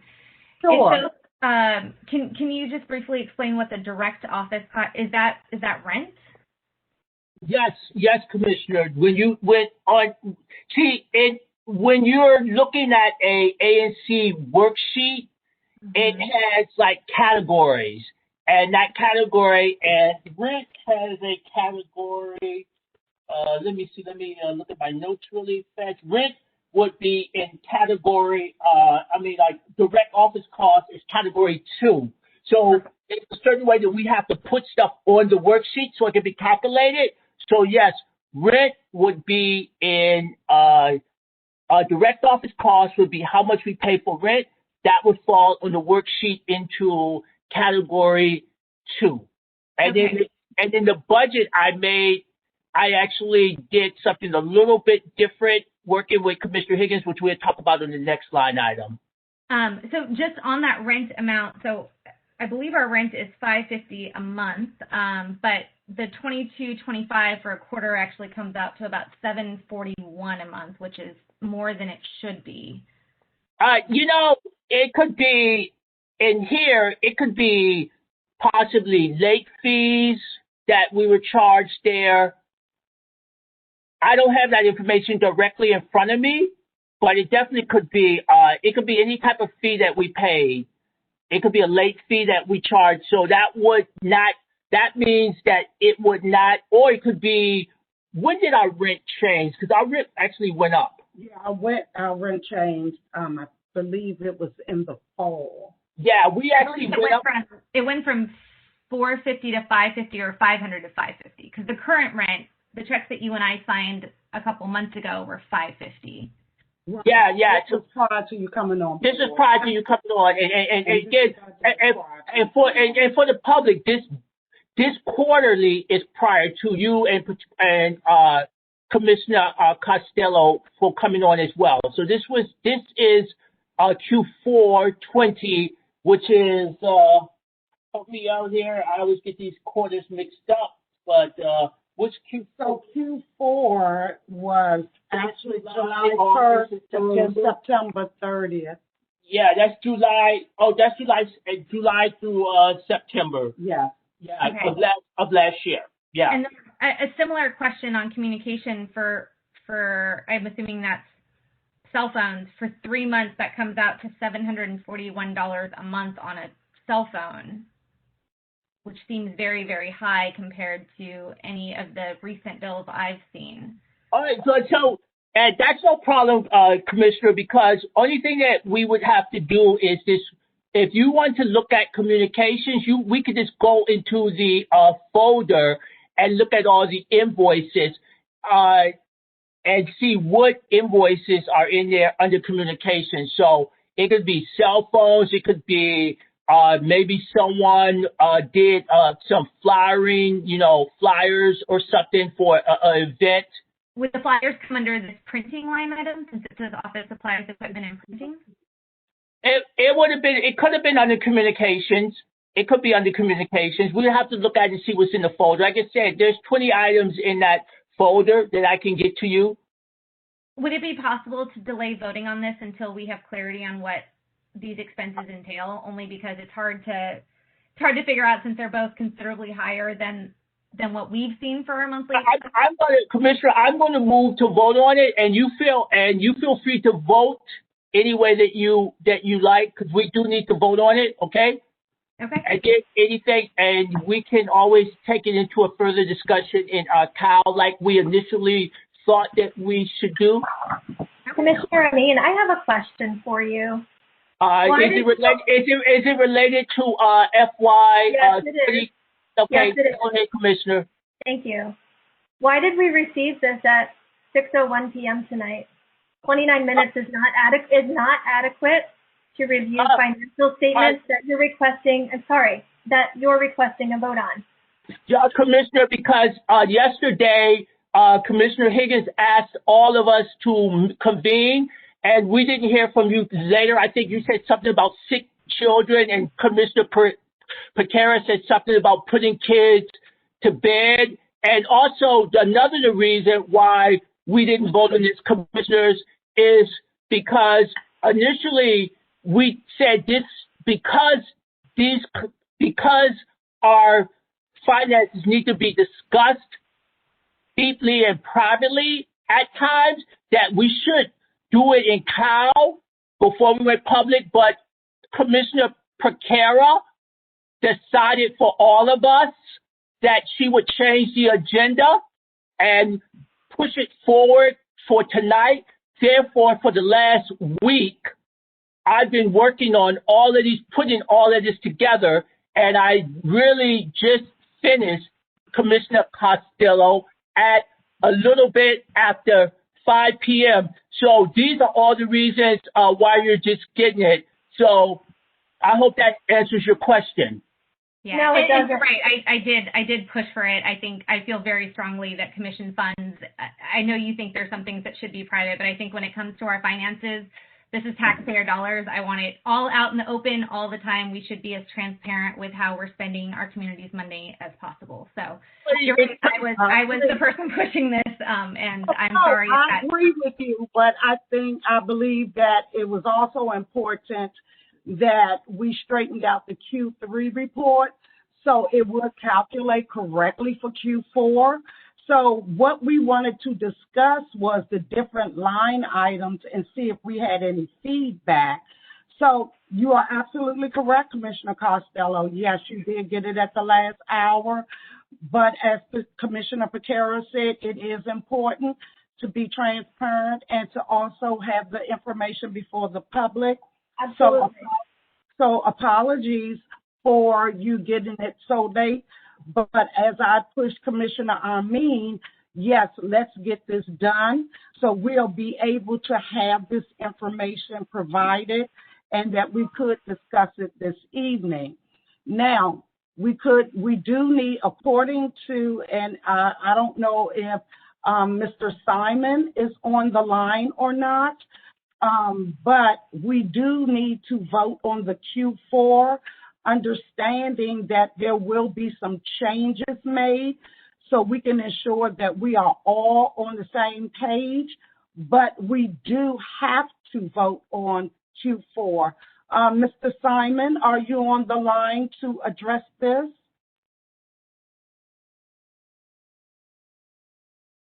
Commissioner Piekara, could you open up his line if he's on?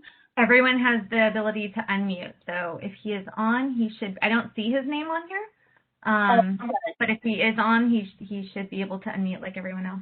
Oh, okay. So, that's a key point. So, because we are behind in providing the quarterly reports and we need to get it in. So again, I initiated a meeting with all of the commissioners. Once Commissioner Amin had completed all of the necessary information and, wanted to have a quick meeting. This is something that we could not discuss going back and forth in the email. That's why I wanted to have the meeting last night with everyone, but we did not get the opportunity to do that. So may I ask another question? You can ask whatever you like, Ms. Commissioner Costello. Thank you. I'll precede my question by a comment. Sure. Commissioner Higgins, I do appreciate that you requested a meeting last night. Before I even had a chance to respond to your email, Commissioner Amin, before I had a chance to respond to Commissioner Higgins' email, she had decided to cancel the meeting. So I hadn't had an opportunity to weigh in on that. That said, I also agree with you that already stated that they could not participate, so we would not have had a quorum. That's why I canceled the meeting. I did say I could participate after 7:30. Yeah, okay. But I'm spending time with my daughter is just really important. Yeah, the meeting was scheduled for 6 o'clock, and at that time, Commissioner Piekara could not attend. Commissioner Amin was tied up, and Commissioner Carley. And you're correct, you had not responded at that time, but with the three of them not being able to participate at 6 o'clock, I canceled the meeting. Yes, ma'am. Okay. All right. So, and I want to. So Commissioner Costello, and also I want to add in that actually, Commissioner Piekara, you actually requested a meeting. You were the one that requested the meeting first, and this is why Commissioner Higgins looped back and tried to schedule the meeting. You requested a meeting initially that everyone couldn't attend. I did a couple of days in advance, we were kind of given 3 hours notice before the meeting yesterday. But yeah, sorry, Commissioner Costello, you keep getting interrupted. Yeah, I'm still in the middle of my question. Thank you. So thank you for letting me keep the floor. Yes, ma'am. So my question is, okay, obviously we have a lot to discuss. Frankly, I don't know that members of our community want to hear us hashing out details that we should already be squared away on. One. Yep. Two, I don't know why we would be voting on something that we plan on amending later after we discover errors. That makes zero sense to me. I understand you're in a crunch, and I'm sorry about that. I'd be happy to schedule a special meeting publicly. Yeah. Once we've had time to review everything. 3, my question regarding the direct office cost. Our rent is during Q4 was between $500 and $550 a month. Let's round up and say it was $550 per month. That brings us to a total of $1,650 for 3 months. But the line item that you have here says that we spent $2,225 on office costs, i.e. rent. That means we have a balance of $575 that we spent on something, and you can't tell us what we spent it on. That's a problem. I can definitely tell you what we spent it on. We can just look with Commissioner Costello. All we have to do is just go over our records.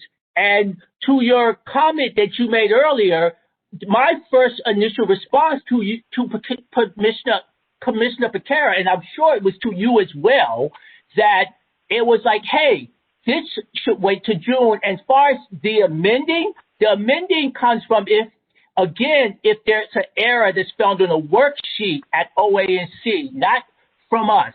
So if OANC comes in and sees something wrong on the spreadsheet like they did with Q3 and like they've done in the past with others, because it's pretty common. It's just not ANC 5B. This is all across the city is what they do.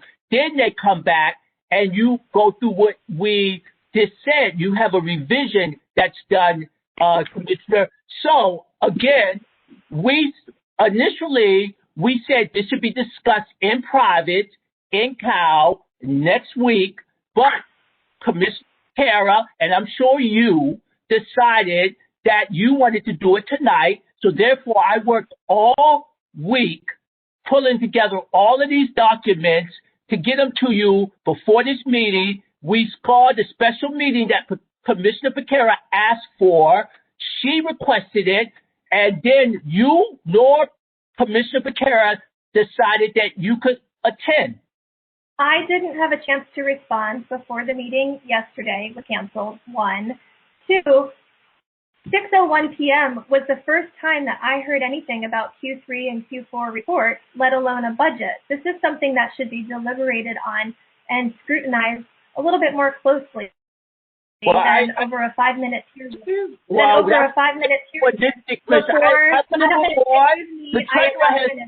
Excuse me, I am not finished. Excuse me.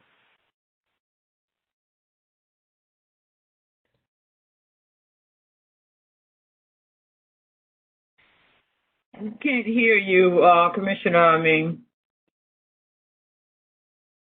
It looks like our colleague is muting. Somebody keeps muting me. This is something, as I was finishing, thank you.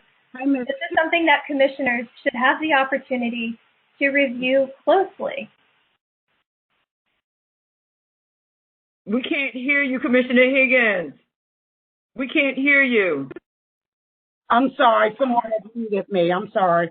Wait a minute, and we didn't hear what Commissioner Amin said either. Okay, what Commissioner Amin just stated was he is putting a motion on the floor for the Q4 budget, but for the Q4 financial report. So at this time, and we can approve or disapprove, and so. If you would let me finish. And so therefore, we are still planning on having, and I think everyone received the documents that Commissioner Amin has presented. And as Commissioner Costello stated and Commissioner Piekara has stated, they have not had enough time to be able to review the documents.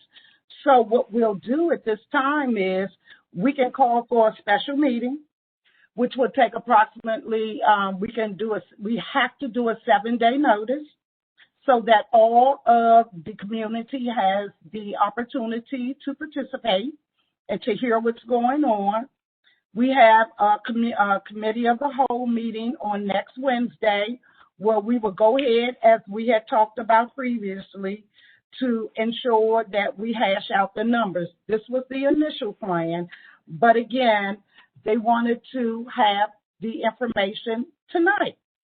So, because of the lateness of receiving the information, I understand that you do not feel comfortable doing that tonight. So, we can have a special meeting and we can go back and vote on the Q4 report for fiscal year 2020. Does that make sense to anyone? Since the motion is pending on the floor, I'd like to move to table this discussion until we can hold a special meeting next Thursday at 6:30 p.m. And that was just my question. So, and I'm making a formal motion. Yes, you have the floor, Commissioner Higgins. Can you please explain what will happen if we, if it's disapproved, if we do not support or approve the Q4 report? We won't get our Okay. I just want to make sure that I want the public to understand this. Okay. And as Commissioner Piekara stated previously, in reference to the budget, we needed to have that information available. And not only are we doing the Q4 report, we're also doing the budget. We are voting on the budget, and that is something that we should have voted on in January, no later than December. Last year. I'm sorry, in December, but because we were still having issues with our previous treasurer and the information being in the system correctly, so why put that on the floor when the numbers did not match? And we would, our reporting from that point forward would have been incorrect. With us working with Don at the Office of ANC and helping us to go through this new reporting system that they have, we have been able to appropriately get everything corrected and in the system. So now we're in a better posture to be able to have these reports completed and completed correctly. I appreciate that, and thank you both for this. If we don't have that Q4, we just won't get the allocation. Right. So the bigger picture here is not, I guess, not the money in terms of, but the bigger picture is to be correct in our reporting and being able to be accountable to the items that we have to put on that document. And I thank you guys for that, for putting that together. I just want to be very clear. Everything that was on this quarterly report, and frankly, every check that we have cut so far, we should have actually approved on before cutting. I think that was when I was kind of pressing the issue of getting this on the agenda. It was because we were spending money without public approval, which is frankly against the law. We're not supposed to be cutting any checks until they are approved in a public setting. So I just wanted to make sure that we are very clear that when I was pressing to have this public, it was because that is what we are required to do by law. It is very nice that Commissioner Gottlieb Office of ANC allows us to retroactively approve things. That is great that we have that opportunity not to lose our allotment. But we have made payments. I know because I unknowingly signed as the second signature on some checks. But we have been making rent payments and routine payments that we have not approved and have never brought forth to the public. So that is really I agree with that. And thank you for bringing that up. I'm so happy you brought that up. So once we turned in our information to the ANC, as well as had the information for the security fund, we actually sent an email to the Office of ANC and asked if we were able to start writing checks, because we weren't initially. And we were given permission from the Office of ANC to write checks. So that accounted with our budget, right? It was, you can write reoccurring checks. But they knew that the budget wasn't in. That's the Office of ANC. And if they didn't know, I mean, it's against, we haven't approved a budget. We don't have a budget. We know from the bylaws and from the laws, it's against the law. So counting on them to not call us out. No, I agree with you. And you should protect what you're saying. But that's why we're here this evening. So are you stating that you do not want to vote on the budget either, or you just don't want to vote on Q4? That's a question. And that's for all of the... Commissioner Higgins, respectfully, I think there's a motion still pending. Yes, it's still pending, and you said you wanted to table it. So the motion is on the floor. Can I get a second to table the motion? I will second it. The motion has been placed on the floor and seconded to table the vote to vote on the ANC 5B quarterly financial report for fiscal year 20 Q4. Thank you. All those in favor of tabling the... Wait a minute. Okay, go ahead. So, all those in favor of tabling the motion, tabling the Q4 fiscal year 20 budget, say aye. Aye. All those in objection to tabling the Q4 fiscal year 20 quarterly financial report, say nay. Any abstentions?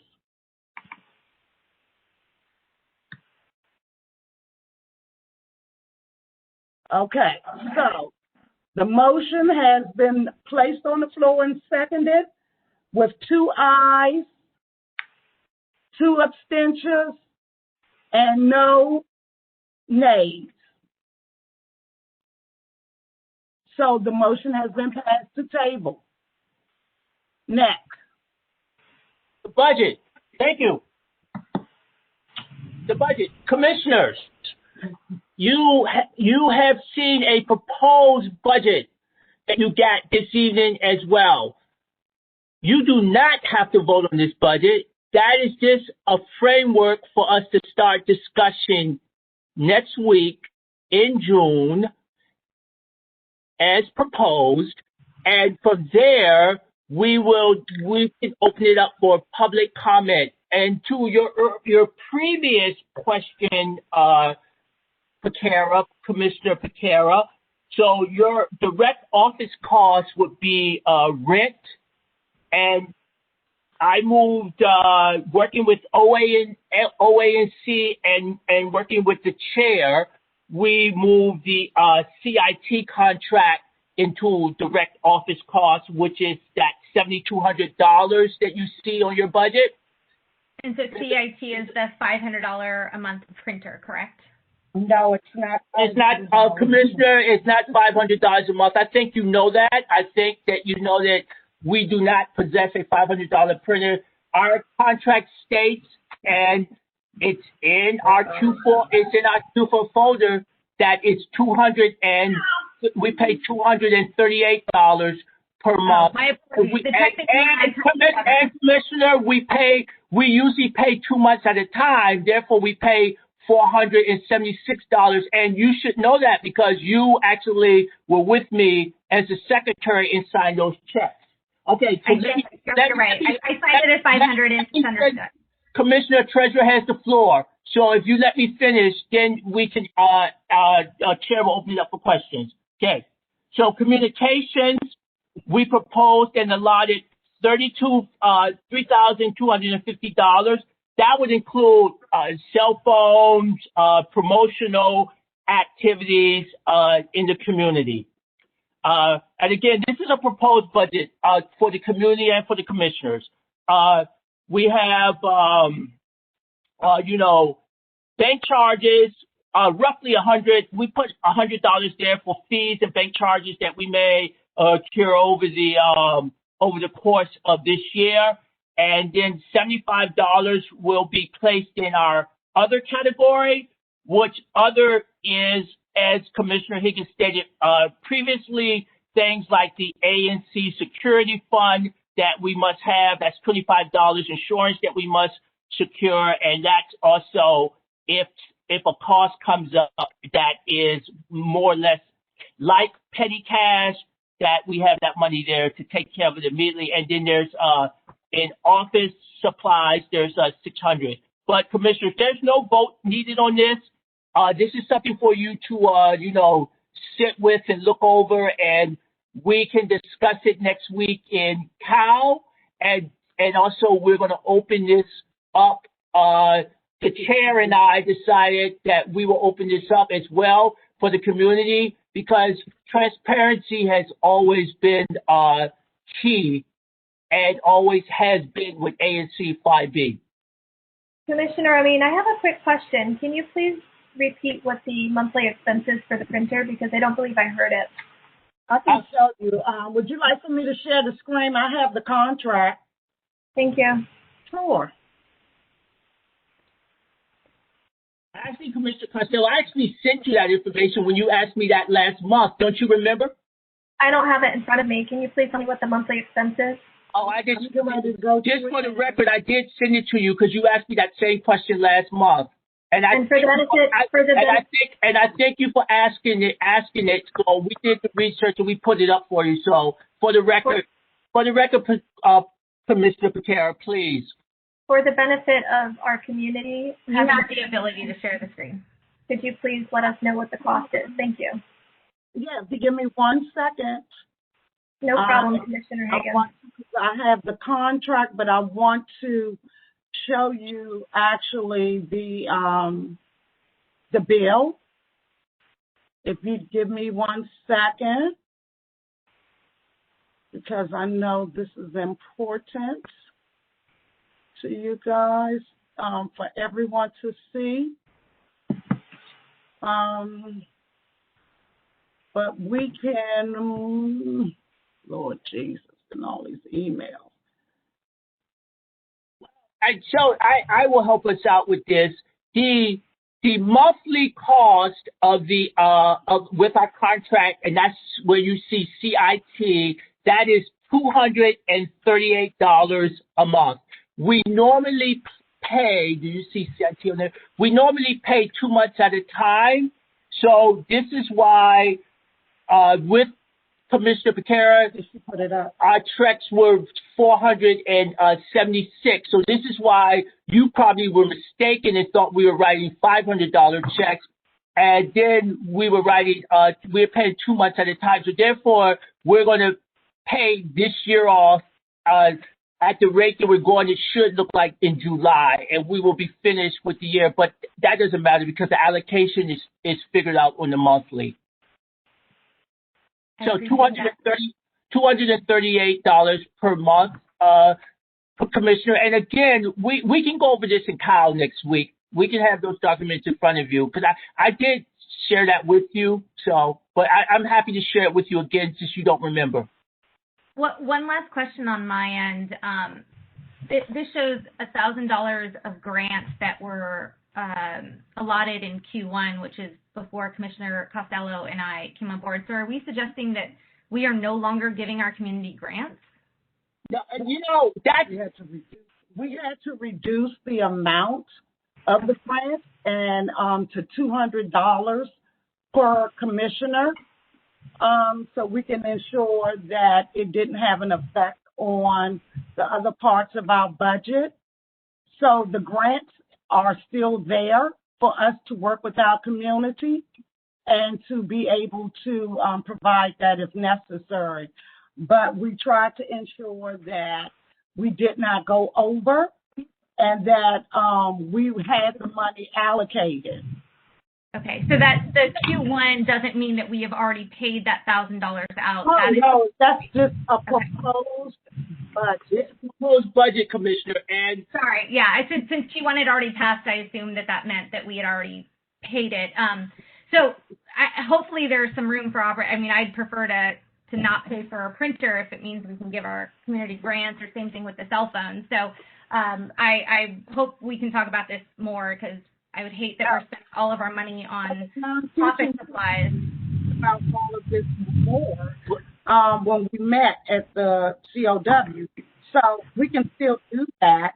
But again, because we wanted to have an approved budget, have a budget to submit, we had to work with the information that we had, the numbers that we had, and to ensure that we didn't go beyond what is being allocated to us from the District of Columbia. Commissioner Higgins. Thank you. Yes, ma'am.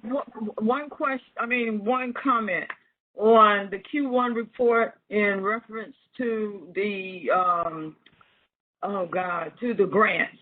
Excuse me, I have a headache. This has been going on. For the grants, for the Q1, and you're saying that doesn't mean that we had paid that. If a grant was issued, then yes, it was paid. Yes, Q1, let's understand, Q1 for this year was October 1st through December 31st. Mm-hmm. Yes. Right. So if it was included in there, but the budget that we are sharing with all of you tonight is what is our proposed budget for this fiscal year.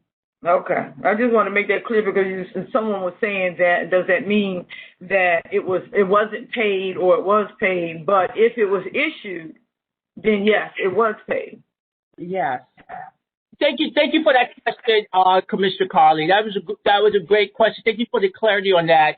And this is proposed. This is open for discussion next week, but it's also open for public discussion. We want to hear the community's feedback as to what they would like to see in terms of our giving and how we could best suit the community and what some of the desires of the community would be and how they would like us to allocate those dollars. So it doesn't necessarily, And we can definitely vote on whether or not we keep the printer. Our contract should be coming to an end. I would have to look at that exact date, but we can talk about that and review it together and, vote whether we keep our printer, because I know that several commissioners actually use it. Commissioner Piekara, I know that you don't, and I know that Commissioner Costello does not use the printer. Well, she did. So Commissioner Costello didn't have access to the office until a few days ago. Commissioner Amin, what would be our options then? What are our options? You're saying there's a possibility that we may or may not. What would be what options will we have if we don't? If we get rid of the printer, then we would have to the library utilize. We would have to go back to using a printing source, and the commissioners would have to be reimbursed. And we actually spend more money, as you know, Commissioner Carley, when we do that. We actually spend We did, but I just wanted to make that clear. Also, that is really helpful. Also, on the point of clarity, I just want to make sure that any cost that we reimburse has to be for ANC 5B meetings and not SMD meetings. Like for the bylaws, we can approve like on a basis to say, yes, you can use the printer for your SMD work, but really all the funds for 5B should be supporting the full 5B community. So, yes, if we have to kind of look at coordinated printing costs to disseminate things through all the 5Bs, and that's different. But that's what we have committee of the whole for, Commissioner. Next week we can start the discussion just like council is working on their budget. It's time for us to work on our budget. I look forward to it, Commissioners. Madam Chair? Yeah. I'm sorry. Commissioner Amin, would you mind entertaining one more question? Sure. Entertain? Yes. Just so I'm clear, I think you said that for the printer, we tend to pay the equivalent of 2 months of our obligation at one time. So, in other words, in 1 month, we would spend $476 on the printer. Does that mean the next month we should be spending $0?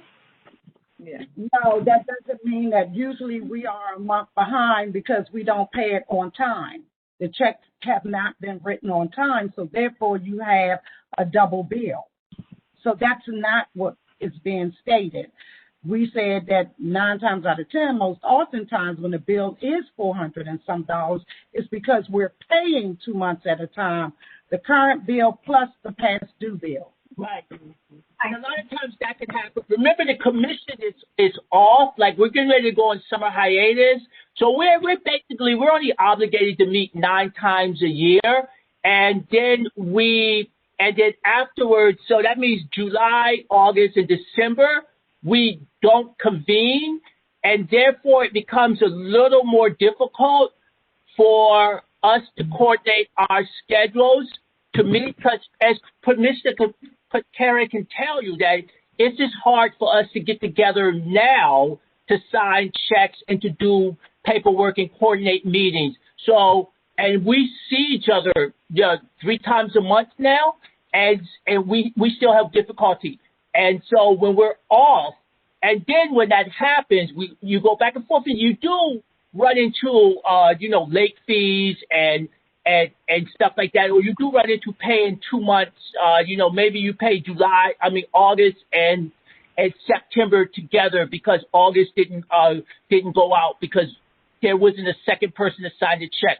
But one of the things that we've been very mindful of this year is getting things paid on time. I know that the chair and I have been mindful of that, and the secretary has been very mindful of that too. We've been very, very astute at getting everything in on time because, there's no reason why we should be accruing these late fees. So, and we've been very good not getting them this year.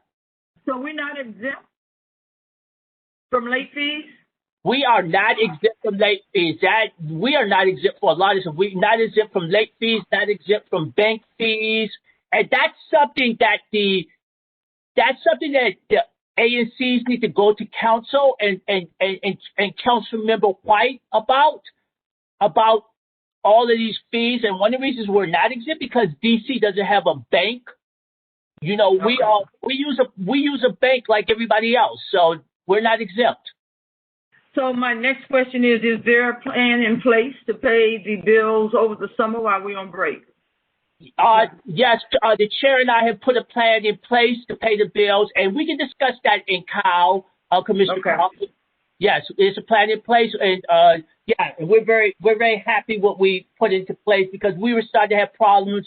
Commissioner Piekara and I were starting to have problems coordinating our schedules, and so we decided that we would take this responsibility back to the chair and the treasurer because the chair and the treasurer, we were better at coordinating our schedules. We had more days where we were allowed to meet than what the secretary and I were finding that we had it. Right, Commissioner Piekara? We were just really having problems getting together on that Friday that was supposed to be our meetup day. And I also want to state this.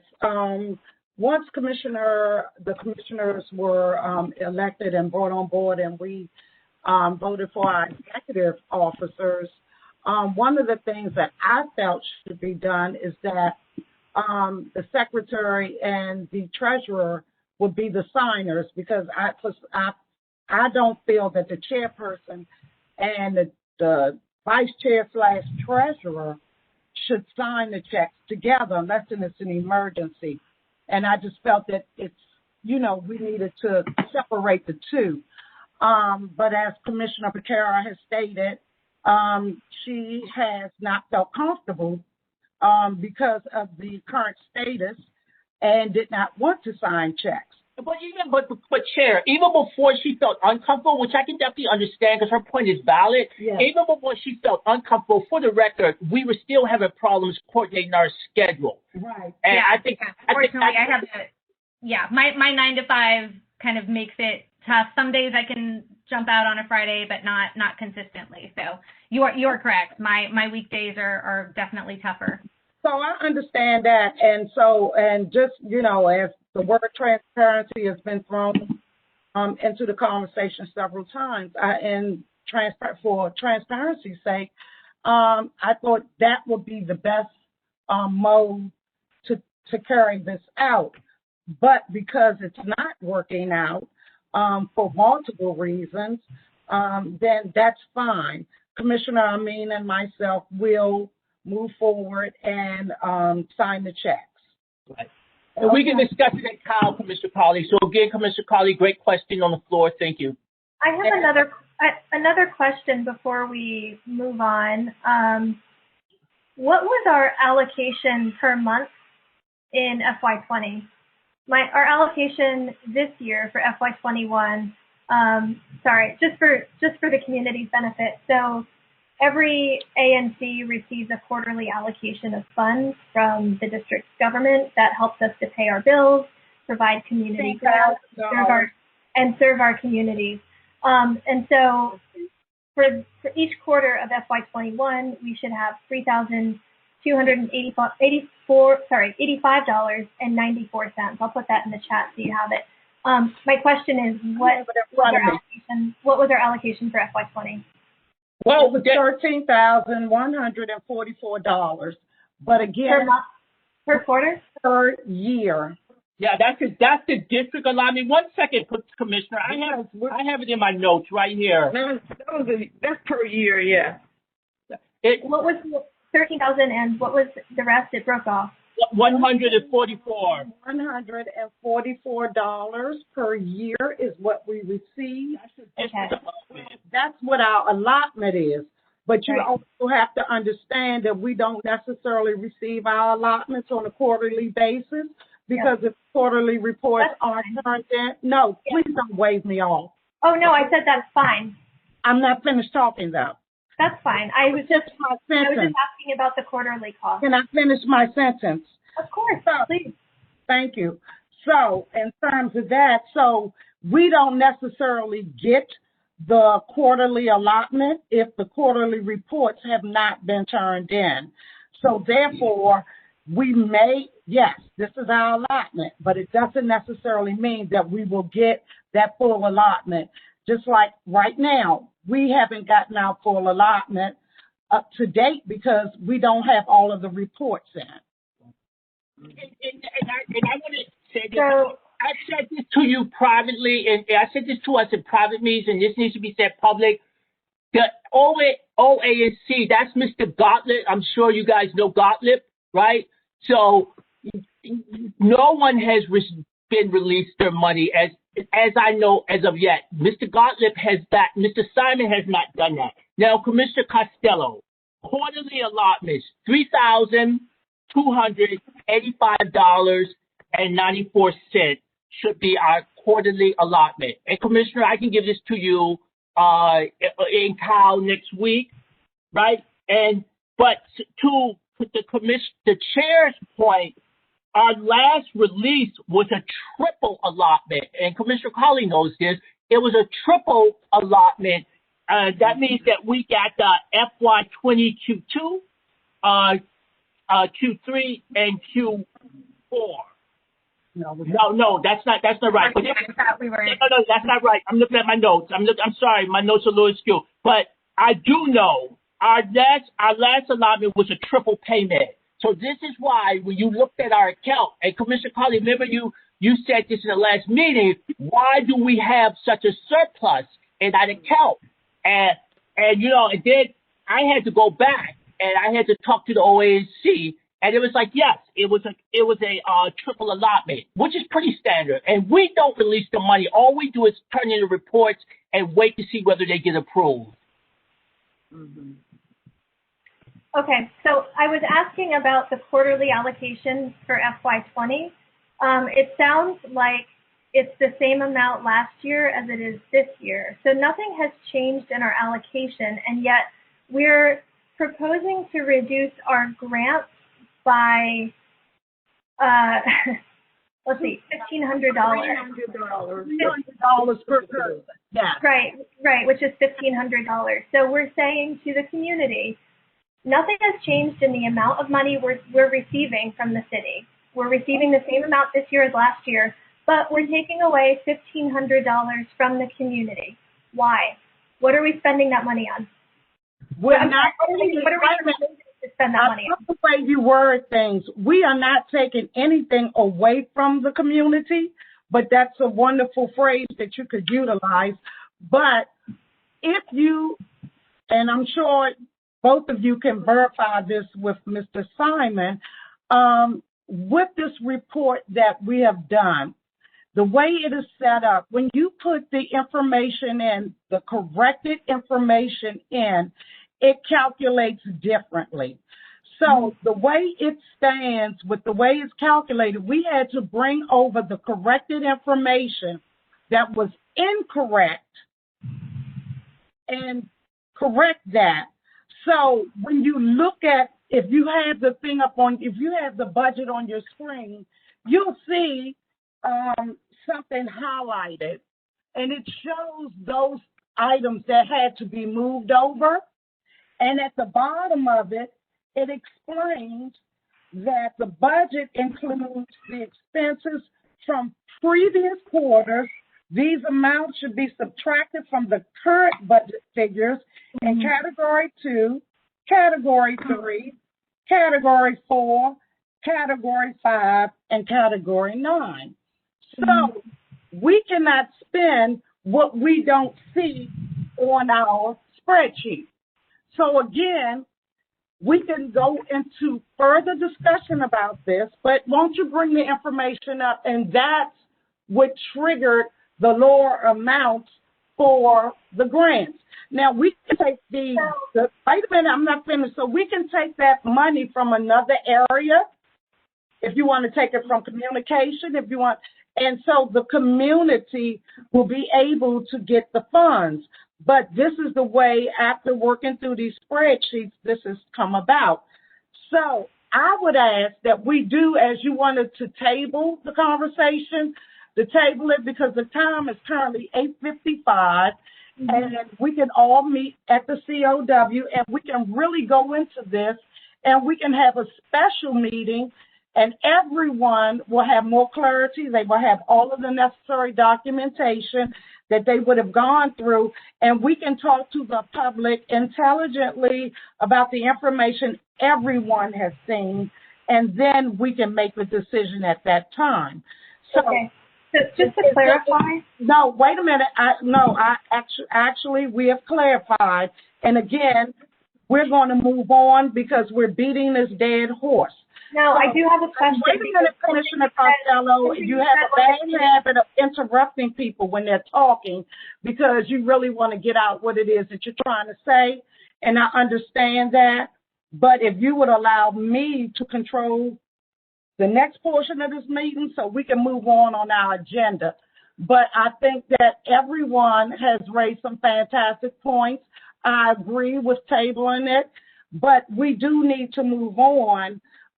So we can talk. If we're not going to vote on this budget tonight, then we need to vote on it at a special meeting before the public so the public can hear everything in detail. But right now, this has been going on long enough. Do we have a date in mind for the special meeting? We can do it 7 days. We can vote on it in June, but we still need to have a cow. But if you do not want to wait until our June meeting to vote on this, so we can get it in, have it done, so we can receive the necessary allocation, then we can have a special meeting prior to that, so the community can weigh in as well as to how they think that the money should be spent or what they think is of concern to them and where the money should be going. I would just ask, whenever we decide to approve it, that we don't cut any more checks and make any more payments until we approve them, because the retroactive thing is... That's fine with me. Okay. Yeah. That's fine with me. I mean, everybody knows what the situation is. Everybody knows in terms of the late fees and, and all of that. And if we're all good with that, then we're all good with that. So can we move forward? We will not write any more checks. Anybody else? Can I get my check back? Oh, yes, Commissioner Carley. I want to say to you. I hope not. I hope not. That would be very commission. But anyway, so yes, Commissioner Carley, once we see that the information has been reconciled on the Sprint bill, you will get your check back. I just want to make sure, because that was not mentioned when you were talking. So I just want people to understand that. And I appreciate the fact that all of you gave me the opportunity to do my due diligence and to actually get down to the bottom of what happened with the cell phone. We had different reasons for doing it, but yeah. Right. So anyway, so we're going to move forward. We're going to table the budget. do we want to go forward so we can place a motion on the floor? I'm placing a motion on the floor to continue with the Q4 FY20 vote. We're going to table that, and we're going to save that until our special meeting, which will give us a parliamentary inquiry. Point of parliamentary inquiry. This is a privileged question. It takes precedence over any motions. The parliamentary inquiry is as follows. When we are finished with our discussion, I'm happy to move to a motion, but I was in the middle of trying to ask a question and was not allowed to continue my question. I did have the floor. The question was, is OANC telling us, is that who's telling us that we need to reduce our grants for FY21? We needed to reduce line items so we wouldn't go over. I didn't say Office of ANC said, see, we have to pay attention. I did not say the Office of ANC said that we had to reduce our grant line item. So first of all, grants are not necessarily a part of the ANC budget. That is a privilege for us, for our community. They did not ask. So that is an area in which we reduce so we can continue to give money to our community, but also not have it affect the bills that we pay on a monthly basis until everything is rectified and in the proper order. And when we say we mean who? ANC 5B. Okay, so Commissioner Higgins, Commissioner Amin.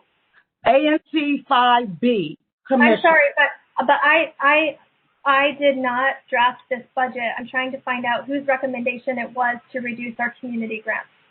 While also keeping our cell phone bills. I mean, Commissioner Carley is getting a brand new iPhone 12, but we are allotting $200. First of all, once again, because you keep bringing that up, and I think I made this, no, because they keep on talking about the same thing. I made it very clear that I did not select a phone for that amount. And that was exactly what the lady said when I spoke with her on the phone, which is why she sent the information to Commissioner Higgins to say that phone was sent in error, and I would receive a free phone as a result of that error. So I don't know why. But just to be clear, you did buy the phone online. I have the receipt and the contract you signed online that said you were buying a Samsung. So it wasn't like you had an agent that misdirected you. You actually selected this, added to cart, and checkout. I'm not going to go back through this. And we do have the check, as stated by commissioners in our meeting, that either she gave us a check for the phone, we turned the phone back in and tried to sell it, or one. We don't have to sell it. They said they're going to take the phone back without a problem. Excuse me. No, I'm just saying what the suggestions were when Commissioner Piekara, Commissioner Costello, Commissioner Amin, and myself had a discussion. So those were the options given. So again, the error was not on Commissioner Carley. The error was on Sprint, and it is in writing. So again, I don't know what else you want me to say in reference to this, other than it may be some stuff that you guys just want to get off your chest. But can we move forward in reference to my motion to table the budget? One question. I believe my question about the budget. Just one question about the grant, Commissioner Higgins. So yeah, my question is still pending. I'm sorry, so basically, what I wanted to ask is about the grant. So are you saying that the budget is based on what we have in the bank and not based on projected funds? So we cannot base a budget on projected funds? We're not basing the budget on the projected funds. We're basing it on the spreadsheet, and it's showing that we currently have, as everybody sees, $319 based on what we have, having the budget, having the grants at $1,000.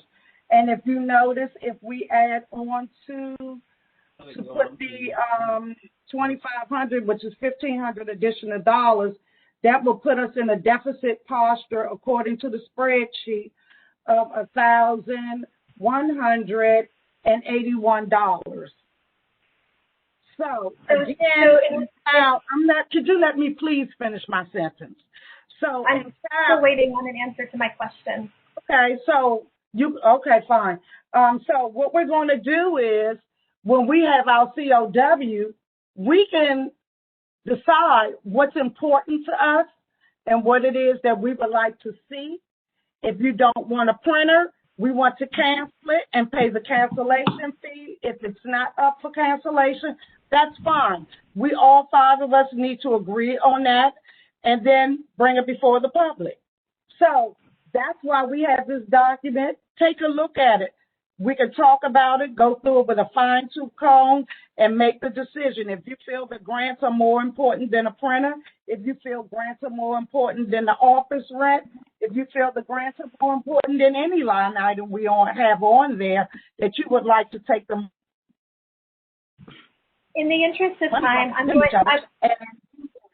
So what's your question, Commissioner Costello?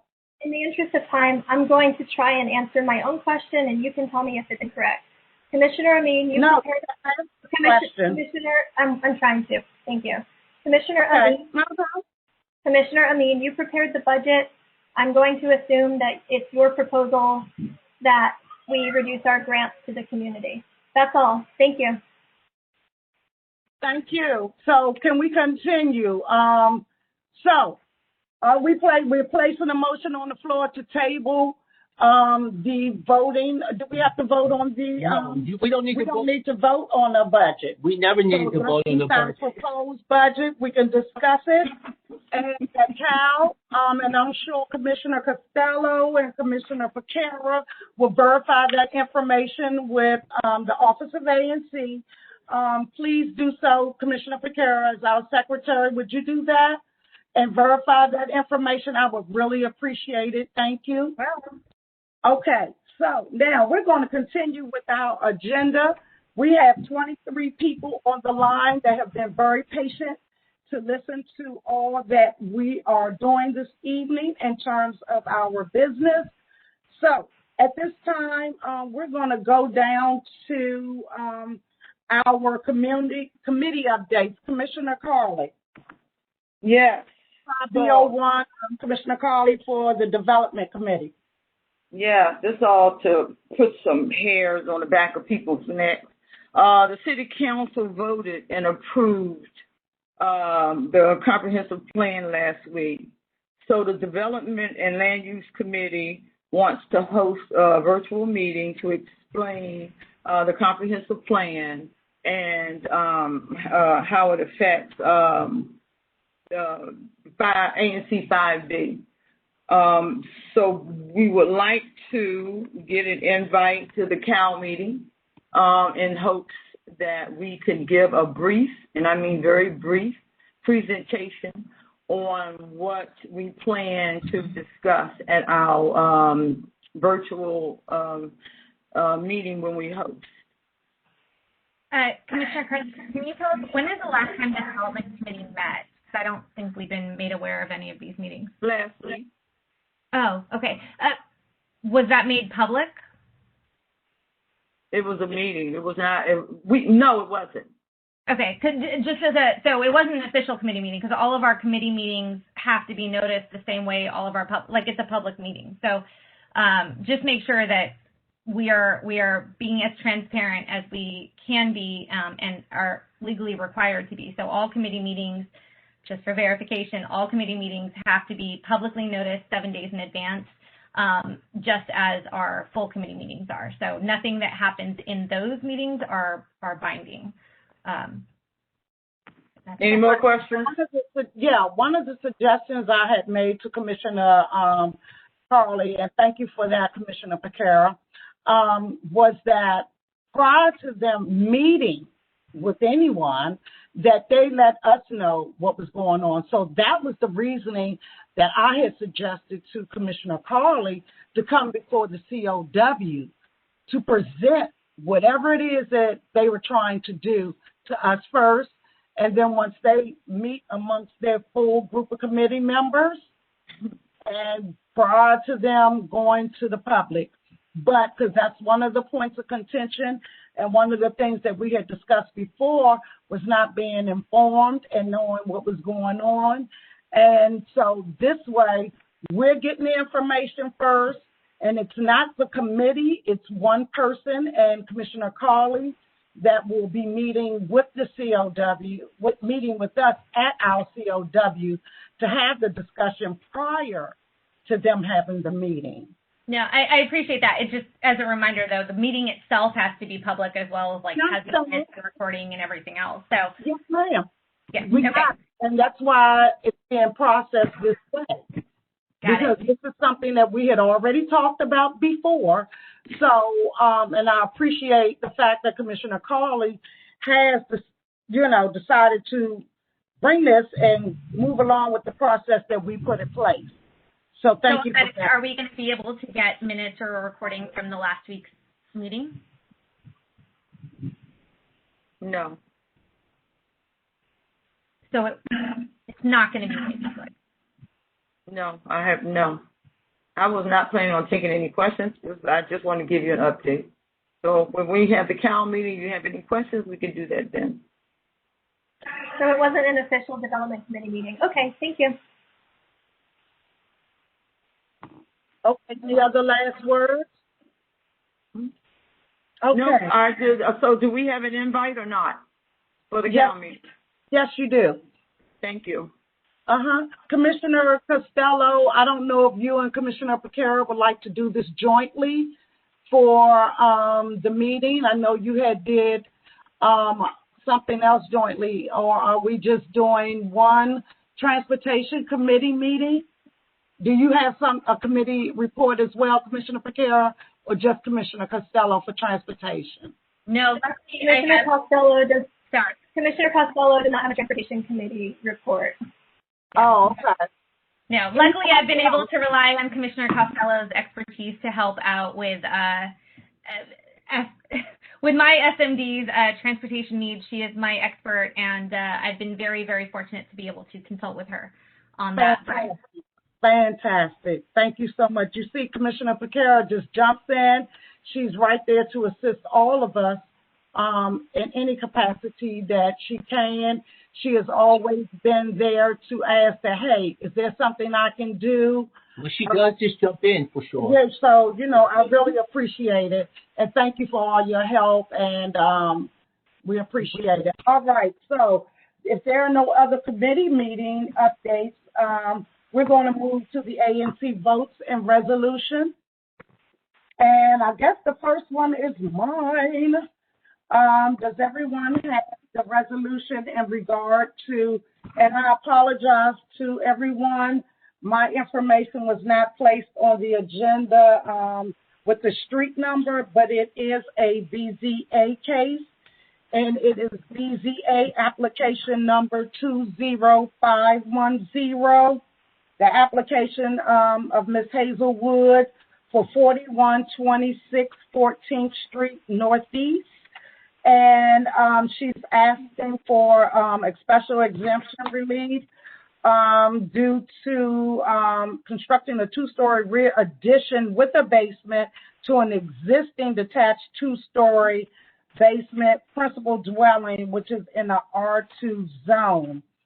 So I had a meeting back in March 30th, 2021, which I had Ms. Hazelwood come on and address the community in reference to the work that she wanted to have conducted.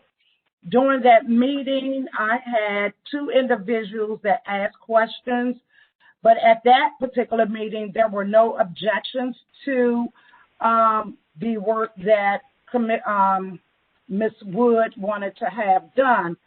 Because I had not heard from the community as robustly as I thought I should have, I actually went out and started taking notices to those homeowners that live directly on the block with Ms. Wood, as well as, or Ms. Wood's family home, as well as directly behind her, the neighbor that the property extension would most directly affect.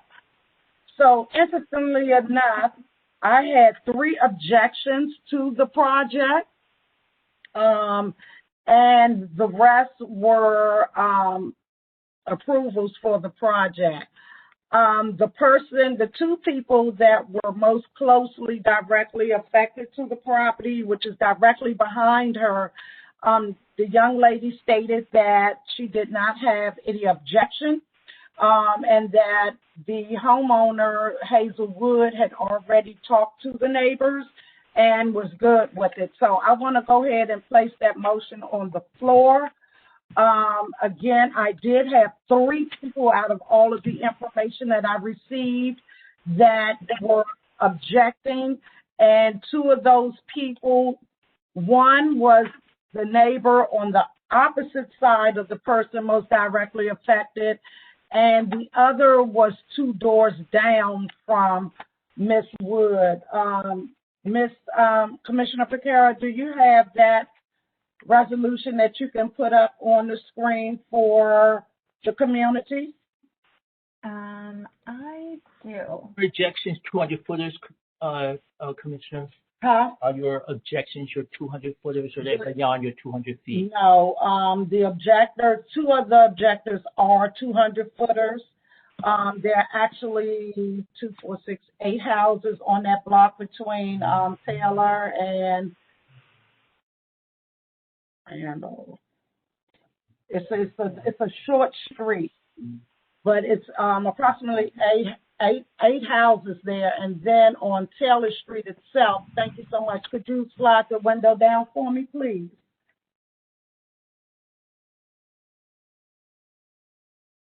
Thank you very much.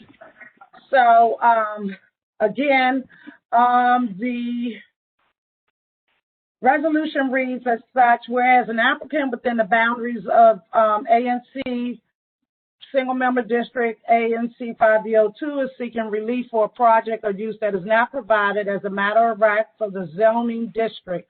The application was filed on April 14, 2021 through the Interactive Zoning Information System. Whereas on Wednesday, March 30 of 2021, ANC 5B held a single member district meeting in which Hazelwood, owner of 4126 14th Street Northeast, DC 20017, presented with no objection from the community for zoning relief to construct a 2-story rear addition with basement to an existing detached 2 stories with basement principal dwelling unit. ANC 5B02 left notices for neighbors on the block to sign to object or not object. Most directly affected homeowner concurred with the project. The aspects of the proposed project that falls outside the current zoning regulation is the lot occupancy requirements of Subtitle D 304.1 pursuant to Subtitle D 5201 and Subtitle X 90.2. Whereas ANC 5B02 is requesting that relief be given to Hazelwood, 4126 14th Street Northeast. This resolution, and of course we have not voted on it, so I have placed my motion on the floor to approve the application for Hazelwood, application number 20510. Second. The motion has been placed on the floor and seconded. Call for the vote. All those in favor of approving the resolution, say aye. Aye. Aye. Those opposed, say nay. Any abstentions? Okay, the ayes have it by the vote of 3 in favor, 0 opposed, and 0 abstentions. The next item on the agenda is the resolution for Commissioner Piekara, 17th Street, 5B03 speed hump resolution. Commissioner Piekara, you have the floor, ma'am. Yes, I will not read the entire resolution. It is up on the website and linked to the agenda.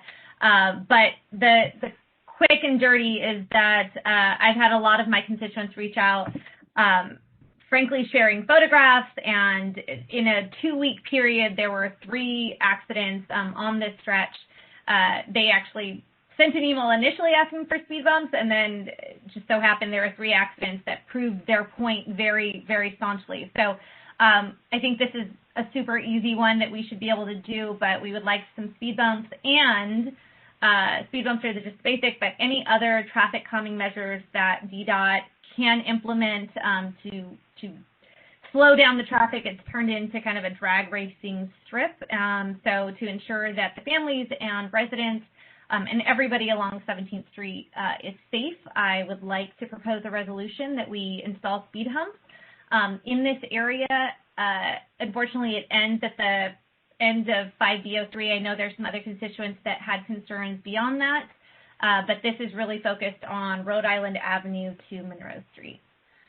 So yeah, I put the motion on the floor. If anyone has any questions, I just don't want to read all of it for everybody unless someone specifically requests the motion.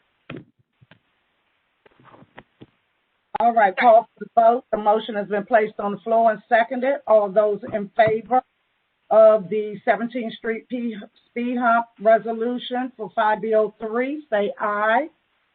Aye. Aye. Those opposed, say nay. Any abstentions? All right, the ayes have it. We have 4 ayes, no nays, and no abstentions. So moved. We have the next resolution for the proposed traffic changes to the 4200 block through the 4300 block of 10th Street Northeast. Yep. So that's me. I am pulling it up. Sorry, one second.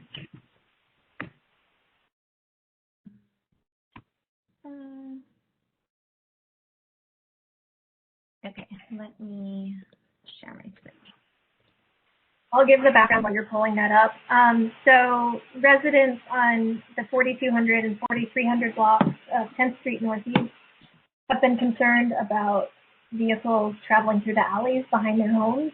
Usually there's a lot of alley traffic, and some of it is very fast.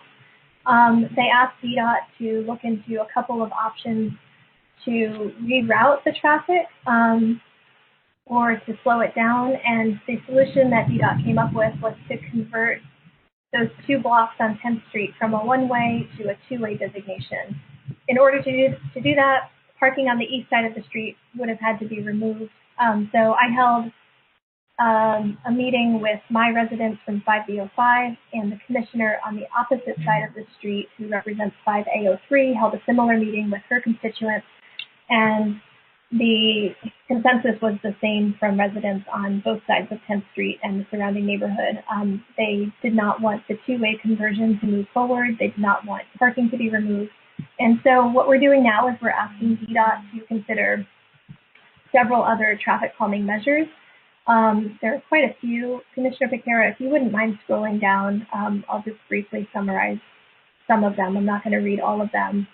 But these are all proposals that I shared with my constituents and received a lot of positive feedback on. And residents from 5A03 also supported these ideas. So we're going to ask DDOT to try and install speed bumps in the alleys to slow traffic down. We are going to also request speed humps on some of the neighboring streets and on 10th Street. We are going to request some kind of creative traffic calming measures through the use of flex posts, both on 10th Street and on Taylor. Hopefully that will help deter vehicles from traveling the wrong way down 10th Street and also using the alleys coming up from Taylor Street. Can you scroll down? Thank you. So there are a couple of other ideas for Taylor Street. Requesting a left turn only lane so we can separate through traffic from turning vehicles. Hopefully that will help.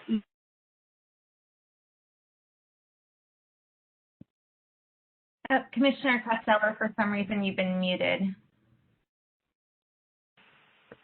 Who did that? I don't know, but you are unmuted now. Where did we leave off, Commissioner Piekara? Right after I scrolled down. Okay. So there are a couple of other traffic calming proposals for Taylor Street, including creating a left turn only lane to help separate turning traffic from through traffic. The hope is to ease some of the congestion on Taylor Street and to discourage aggressive driving when drivers try to speed around turning cars. And then lastly, we're requesting speed cameras on Taylor Street so that hopefully we can slow drivers down there.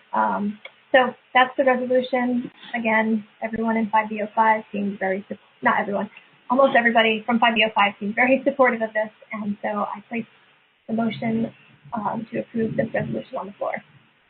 I second it.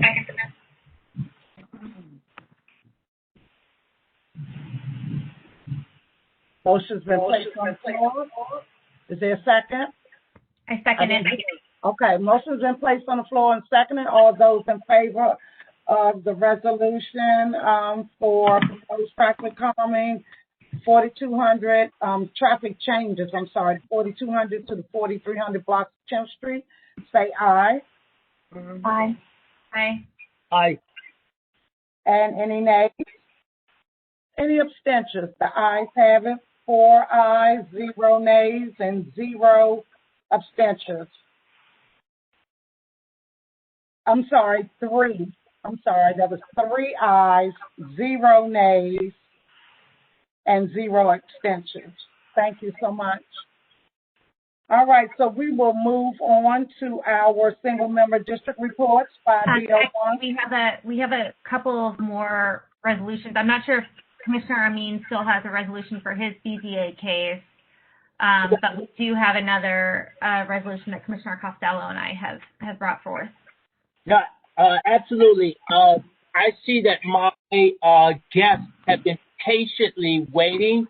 So if they're still open to it, I want to give this time to them for them to give their presentation to the full commission. Marty and Matt on the line. Half of the commission has seen your presentation, as you know, and so you have another half. We're not going to vote on this tonight, gentlemen. We will have a special meeting. I've already spoken with the chair about this. We will conduct a special meeting just for your vote, and we will have our decision, the ANC decision, when we move by the time we go to your hearing, the BZA hearing on the 16th. But Marty and Matt, take it away. This is your opportunity to show the full community your proposal. Thank you, Commissioners. This is 1002 Rhode Island Avenue, and our request is BZA approval for an RA1 development. All new residential development other than single families in the RA1 zone requires BZA approval. There's actually two. There it is. Yeah, I just wanted to make sure you could share, Marty. Yeah. Okay, thank you. And there's actually, there's a second area of relief. A special exception is required in order to voluntarily provide inclusionary zoning with a project that doesn't have the mandatory requirement, because this will be an 8-unit apartment building or condo building. What's the location? 1002 Rhode Island Avenue Northeast. Okay. And I'll turn it over to Mr. Lee, the architect. Good evening, everyone. My name is Matt Lee. I'm the architect for the project. Like Marty already said, this is at the corner of Rhode Island Ave and 10th Street. Here's the existing home here in the blue. Replacing this home with this 8-unit condo building. The view here is seen from Rhode Island. You'd still enter off Rhode Island, and there's a side entry here to the project. This is an image of the rear and an aerial view, including the roof deck with some green roof on both sides. Each unit is a 2-bedroom unit. I can kind of pull that up and answer questions as we go along. but it is at eight unit, each unit being 2 bedroom, 2 bath, and they're all very similar units. During our presentations with the ANC, we were asked about parking, and this is the site plan for the project, Rhode Island Ave, seen down here at the bottom of the page. In the rear, we have 2 compact spaces, a standard space, and an ADA space, a walk aisle, trash cans, and then that is all screened off by garage doors.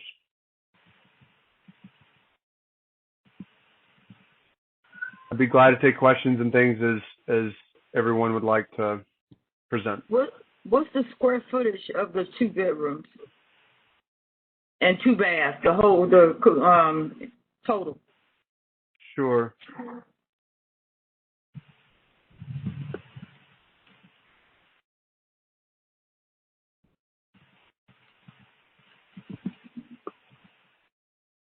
I'm pulling up. I'm sorry. What's the square footage of total of on one apartment? A little under 800 square feet. 775.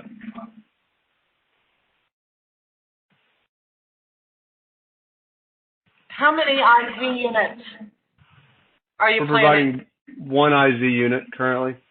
And how many bedrooms? 2 bedrooms. Great.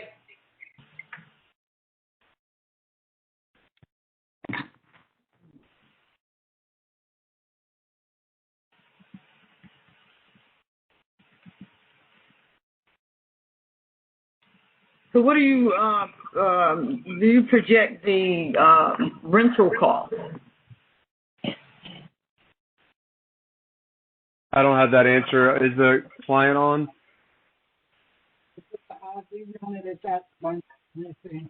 This is David Lee. This is not a rental. This is an IZ purchase unit. This is a How condo. much will they go run for? I'm sorry? How much do you think that they would hit the market for? I don't know what we have numbers for exactly for that unit, but So to the covenant that you, if you have an inclusionary zoning units, which go through the Department of Housing and Community Development, has the MFI been established? Is it going to be 50, 60, or 80%? Because those are the 3 MFI areas that inclusionary zoning units are listed. Because I know with ADUs, the affordability level is different. It goes from 30% to 120%. So with IZs, it could only be 50, 60, or 80. Has that been determined, and has that contract been put into play with the Department of Housing and Community Development? no, it hasn't, because we're trying to get through the zoning first. But it is the 80% MFI.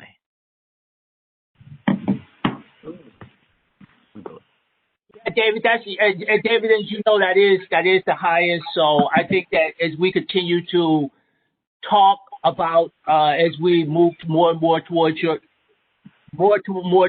hearing date, I know that the community had a couple of suggestions, and I know that I don't know whether David and Marty met, whether you want to go into that tonight, because I think we still have another opportunity to meet. You know, the concerns came in that we recorded was parking and the community benefit to encourage people not to be drivers, since it's across the street from the metro trash pickup and loading. And then there was some aesthetic stuff about the front, how the front of the building would appear to the street to blend in, hiding the HVAC unit on the roof. And I think and I don't have my notes in front of me, but the other Can I just answer one at a time? So the HVAC is hidden because it's screened off, or there is a 4-foot fence. You will never be able to see that. That's one. Marty and I have discussed providing maybe a bike share because of the neighbor. We just felt like it would help it. But again, we talked about it being maybe 2 blocks away from the train station. And as Matt has alluded to, that we are providing 2 extra spaces more than required for this lot itself already. I think there was the front of the building. I think it was Dan that said, could we just make sure we don't put brick in or make it a cement ugly looking thing? And we said yes, we don't put ugly buildings up. So yes, all of those have been addressed that you just brought up to the last meeting. Thanks, David. We will take all that into consideration. Yeah, because those were the primary concerns that we received, and they have met with the community. This is their 3rd meeting with our community, and I've had 2 tabling sessions at the market with their plans. And the other thing that we talked about, Matt, was the driveway in the back. I think someone wanted to know about your parking spaces. Were you using a permeable pavement back there? Did you have any updates on that, or exactly what is that back there? Matt, do you know the answer to that one? I believe I don't have to. I believe we're putting cement back there. Pull that up real quick, Dave. I'm sorry? I'm going to pull it up real quick. Yeah. Because we went back and forth on whether we needed it for the GAR requirements. Yeah. Since we have the roof, we have a large lawn in the back and planters on the roof.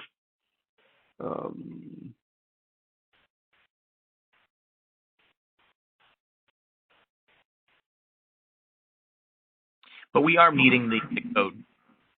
Right. Yes. Okay. We're not asking for any exceptions at all. Give me just a second, Ron. I'll pull it up. You can keep going. Yeah, Matt. Yeah, so I think that, and again, gentlemen, I don't have all of my community notes in front of me because, again, I'm not in my space. But those are the things that has come up since our 2-3 meetings that we've had so far. And I'm open to meet with us again, and you're open to attend our special vote meeting if you would like, because we're not going to vote on this tonight. Mm-hmm. I'm going to prepare this to take in front of our full body. The chair has agreed to allow me to convene a special meeting on this your case, and if I get a quorum, we will take the vote there, and it will be at least 7 days, as I told Marty, before you go to your hearing. Rod, just to throw it in real quick, we are providing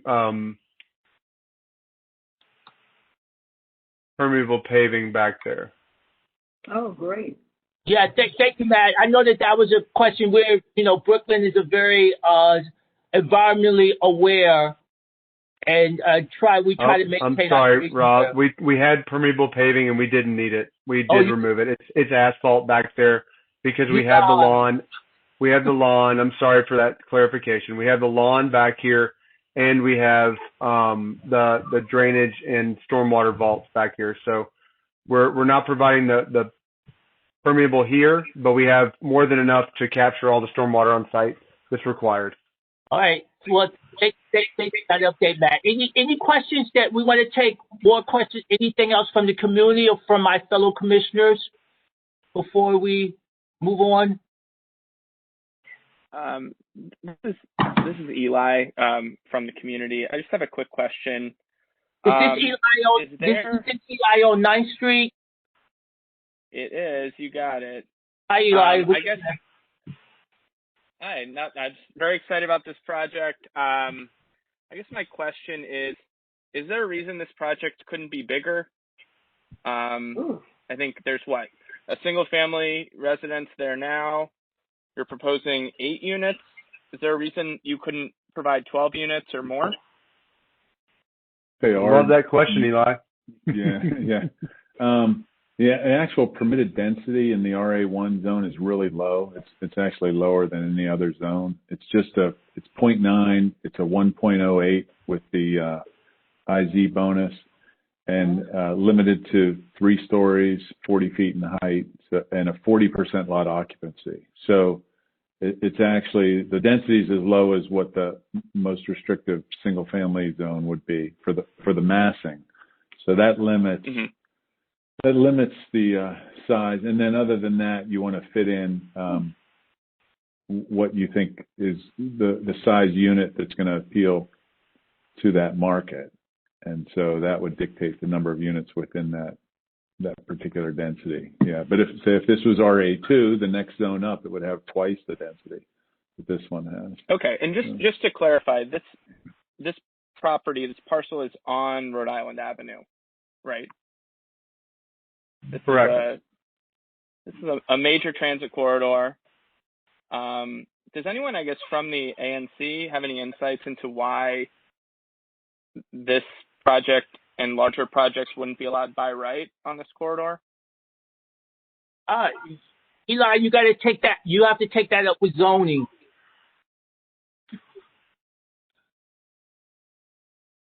I think that's a question. We don't make that. The ANC doesn't make that decision. Zoning decides, makes those decisions. And, and the other part, Eli, is that it should be noted that you are a resident there, but you're not a 200-footer there. So I always like to make that clear to the community, because whenever people put their comments in, it's people that live 200 feet of a project and people that do not live 200 feet on a project usually weigh in slightly differently about the density of a project. So, and I did log your comment in exactly the way that you sent it to me the last time, Eli.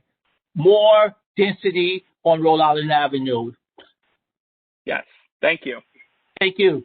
Commissioner, I think his question is, why would the ANC be opposed to this, not zoning? I think that was what Eli asked. Is that correct? Well, David, did anybody say that they were opposed or supported at this point? This is your presentation. This is what we're going to discuss. Okay.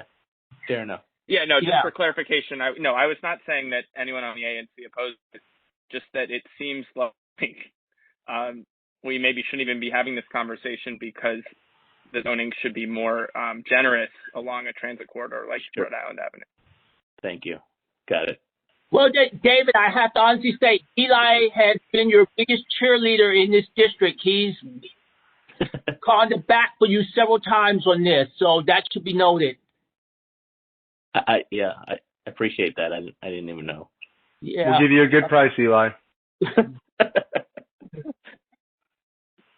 Hey, if I don't see any more questions from the community. There's a question in the chat. Oh, thank you. I cannot see Commissioner Chair Higgins' chat.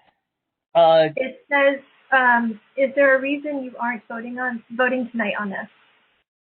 Yes, there is a reason tonight that I am not voting on this. I am still taking community input on this. The hearing date is not until June, so we still have time on it. So those are the reasons that we're not voting on it tonight.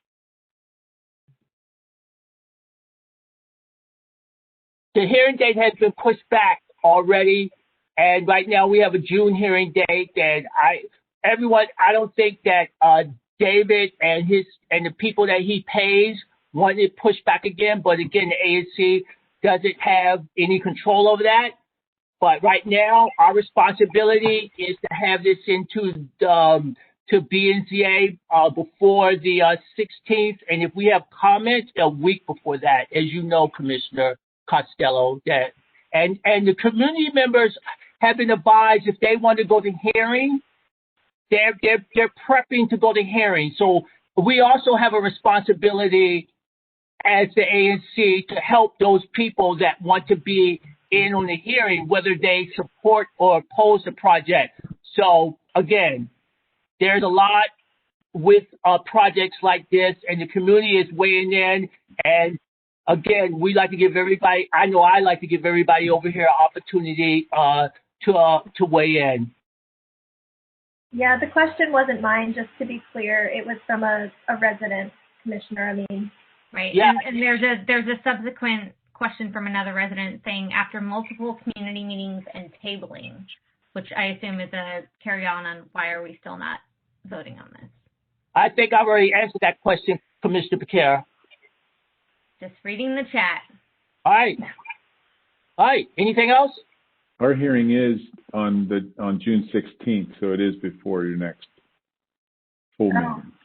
Yeah, that's right, because our next meeting is later in June. Is that right? It is. June 23rd? 23rd, yes. Yep.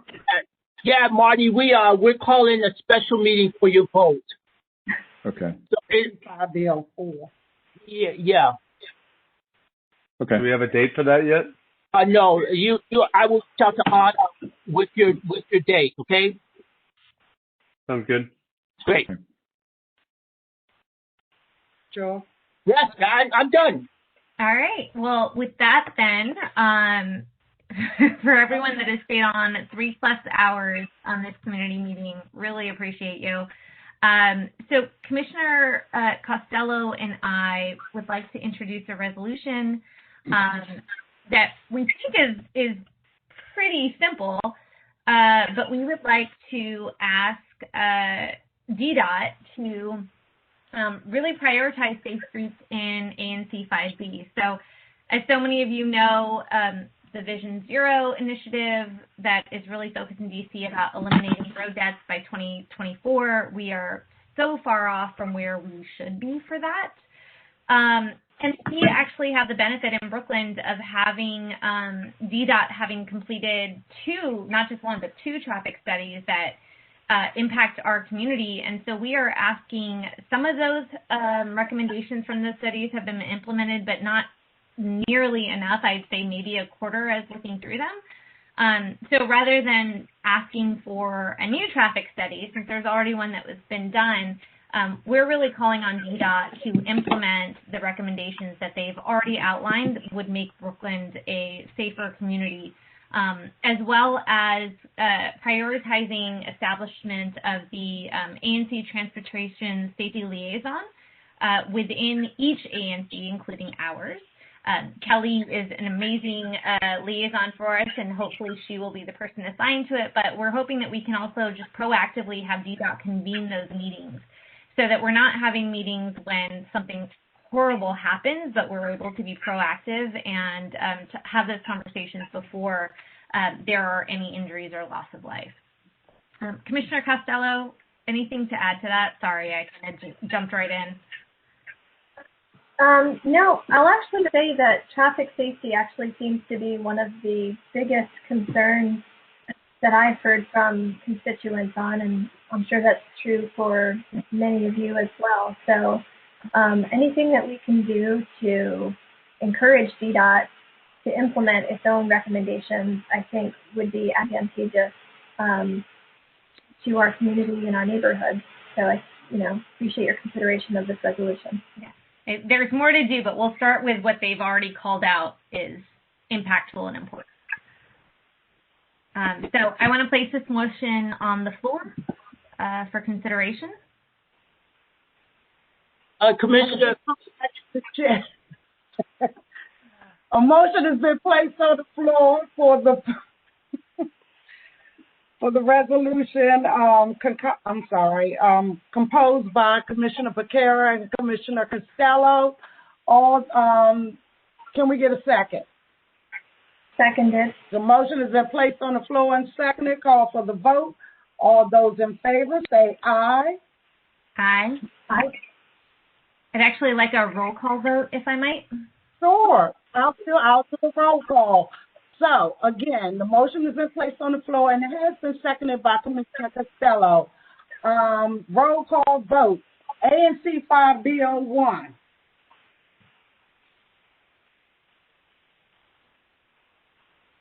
ANC 5B03.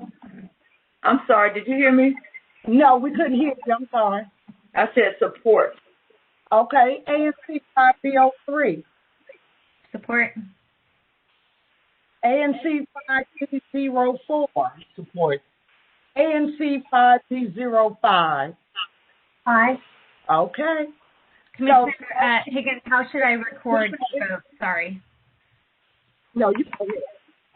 go ahead. I was going to say, how should I, for the minutes, how should I record your vote? I'll get ready to give my 5B02 says aye, and the ayes have it. 5 in favor, 0 nays, and 0 abstentions. So moved. Thank you. You're quite welcome. Any other resolutions that need to go before the community this evening? All right, so we're going to move on. 5B01 for your single member district report. Commissioner Carley, you're muted if you're trying to report out. Thank you. Sorry about that. Visa 20389, 1915 Shepherd Street Northeast, rescheduled until June 9th. Please join me for the hearing by signing up to testify. Go to dcoz.dc.gov. Thank you. 5B02, as I stated previously in reference to the brazen robbery at Wings to Go, and as you all heard, MPD talk about what had taken place, and there's a bolo out, so we're waiting to hear more about that. Also, ANC 5B02 has been working with neighbors in order to come up with a neighborhood group to actually, I guess we can call them on chats, but just like a neighborhood watch. I have talked to individuals on 2 main blocks, and so I will continue to do that. We just started last week, so we can actually have eyes and ears open and some kind of formal group together to help us to be able to keep our community safe. 5B03. Thank you, everyone. As I mentioned earlier, after MPD's read out, we are going to have community meeting tomorrow for the folks that live right behind the Brentwood Triangle. And then subsequently, I'm not sure Commissioner Amin is there. We are supposed to have a joint meeting. We're still nailing down dates, but we understand that the violence at the Brentwood Triangle is of importance to everybody, and so we are definitely going to bring everyone together to have a larger community discussion. We just really want to get MPD, AG, and potentially DEA together tomorrow just to really focus on what concrete actions we can take, and then hopefully we'll be able to read out to everyone else a week from then. That is the big stuff on our end.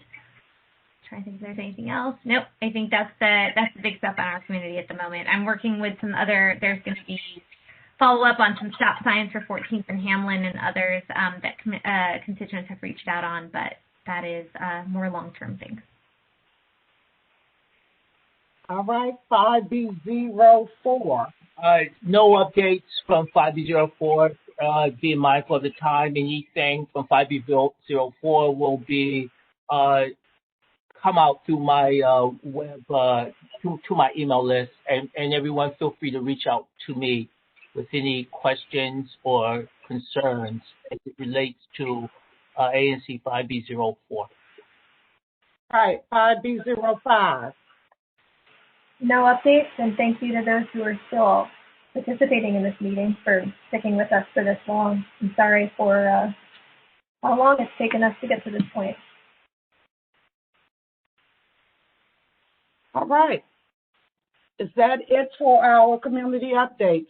Let's hear from the community.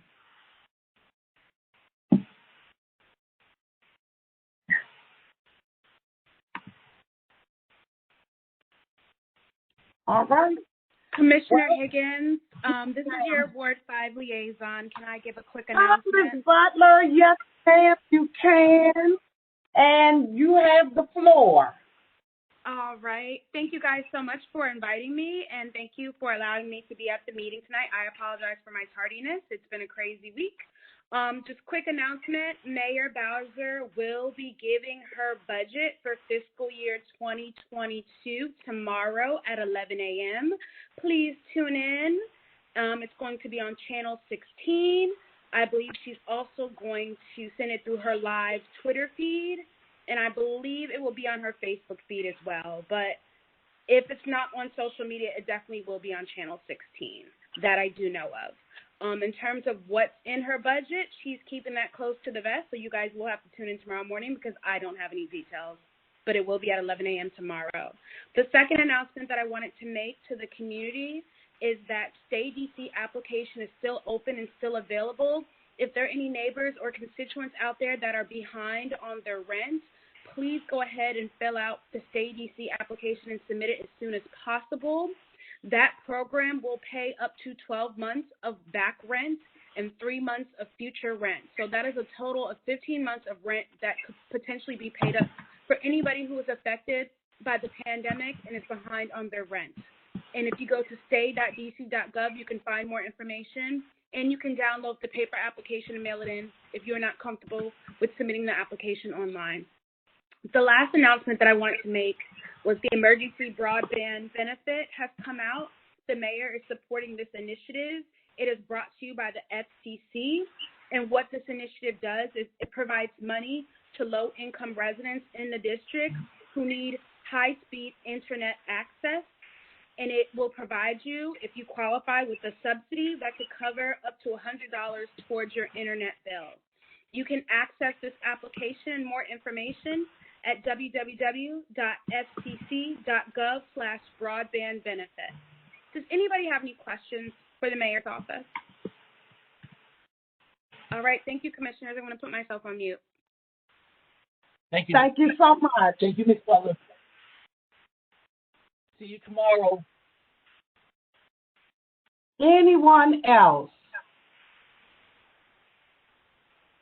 Anyone else? All right, well, that concludes our meeting for this evening.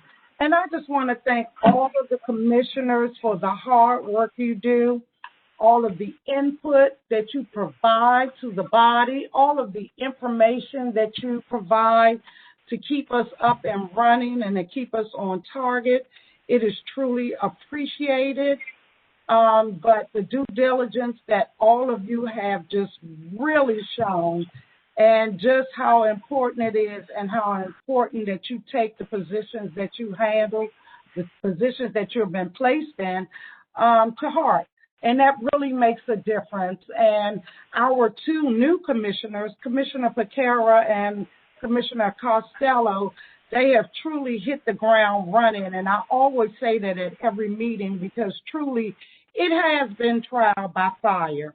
So I thank the both of you for all that you do, all that you will continue to do from this point forward, because we know that all of us have something wonderful in store for the community. So I thank you all. I appreciate you. God bless you.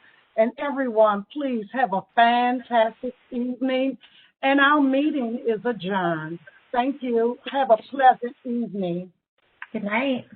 Good night. Good evening, everyone. Good night, I should say.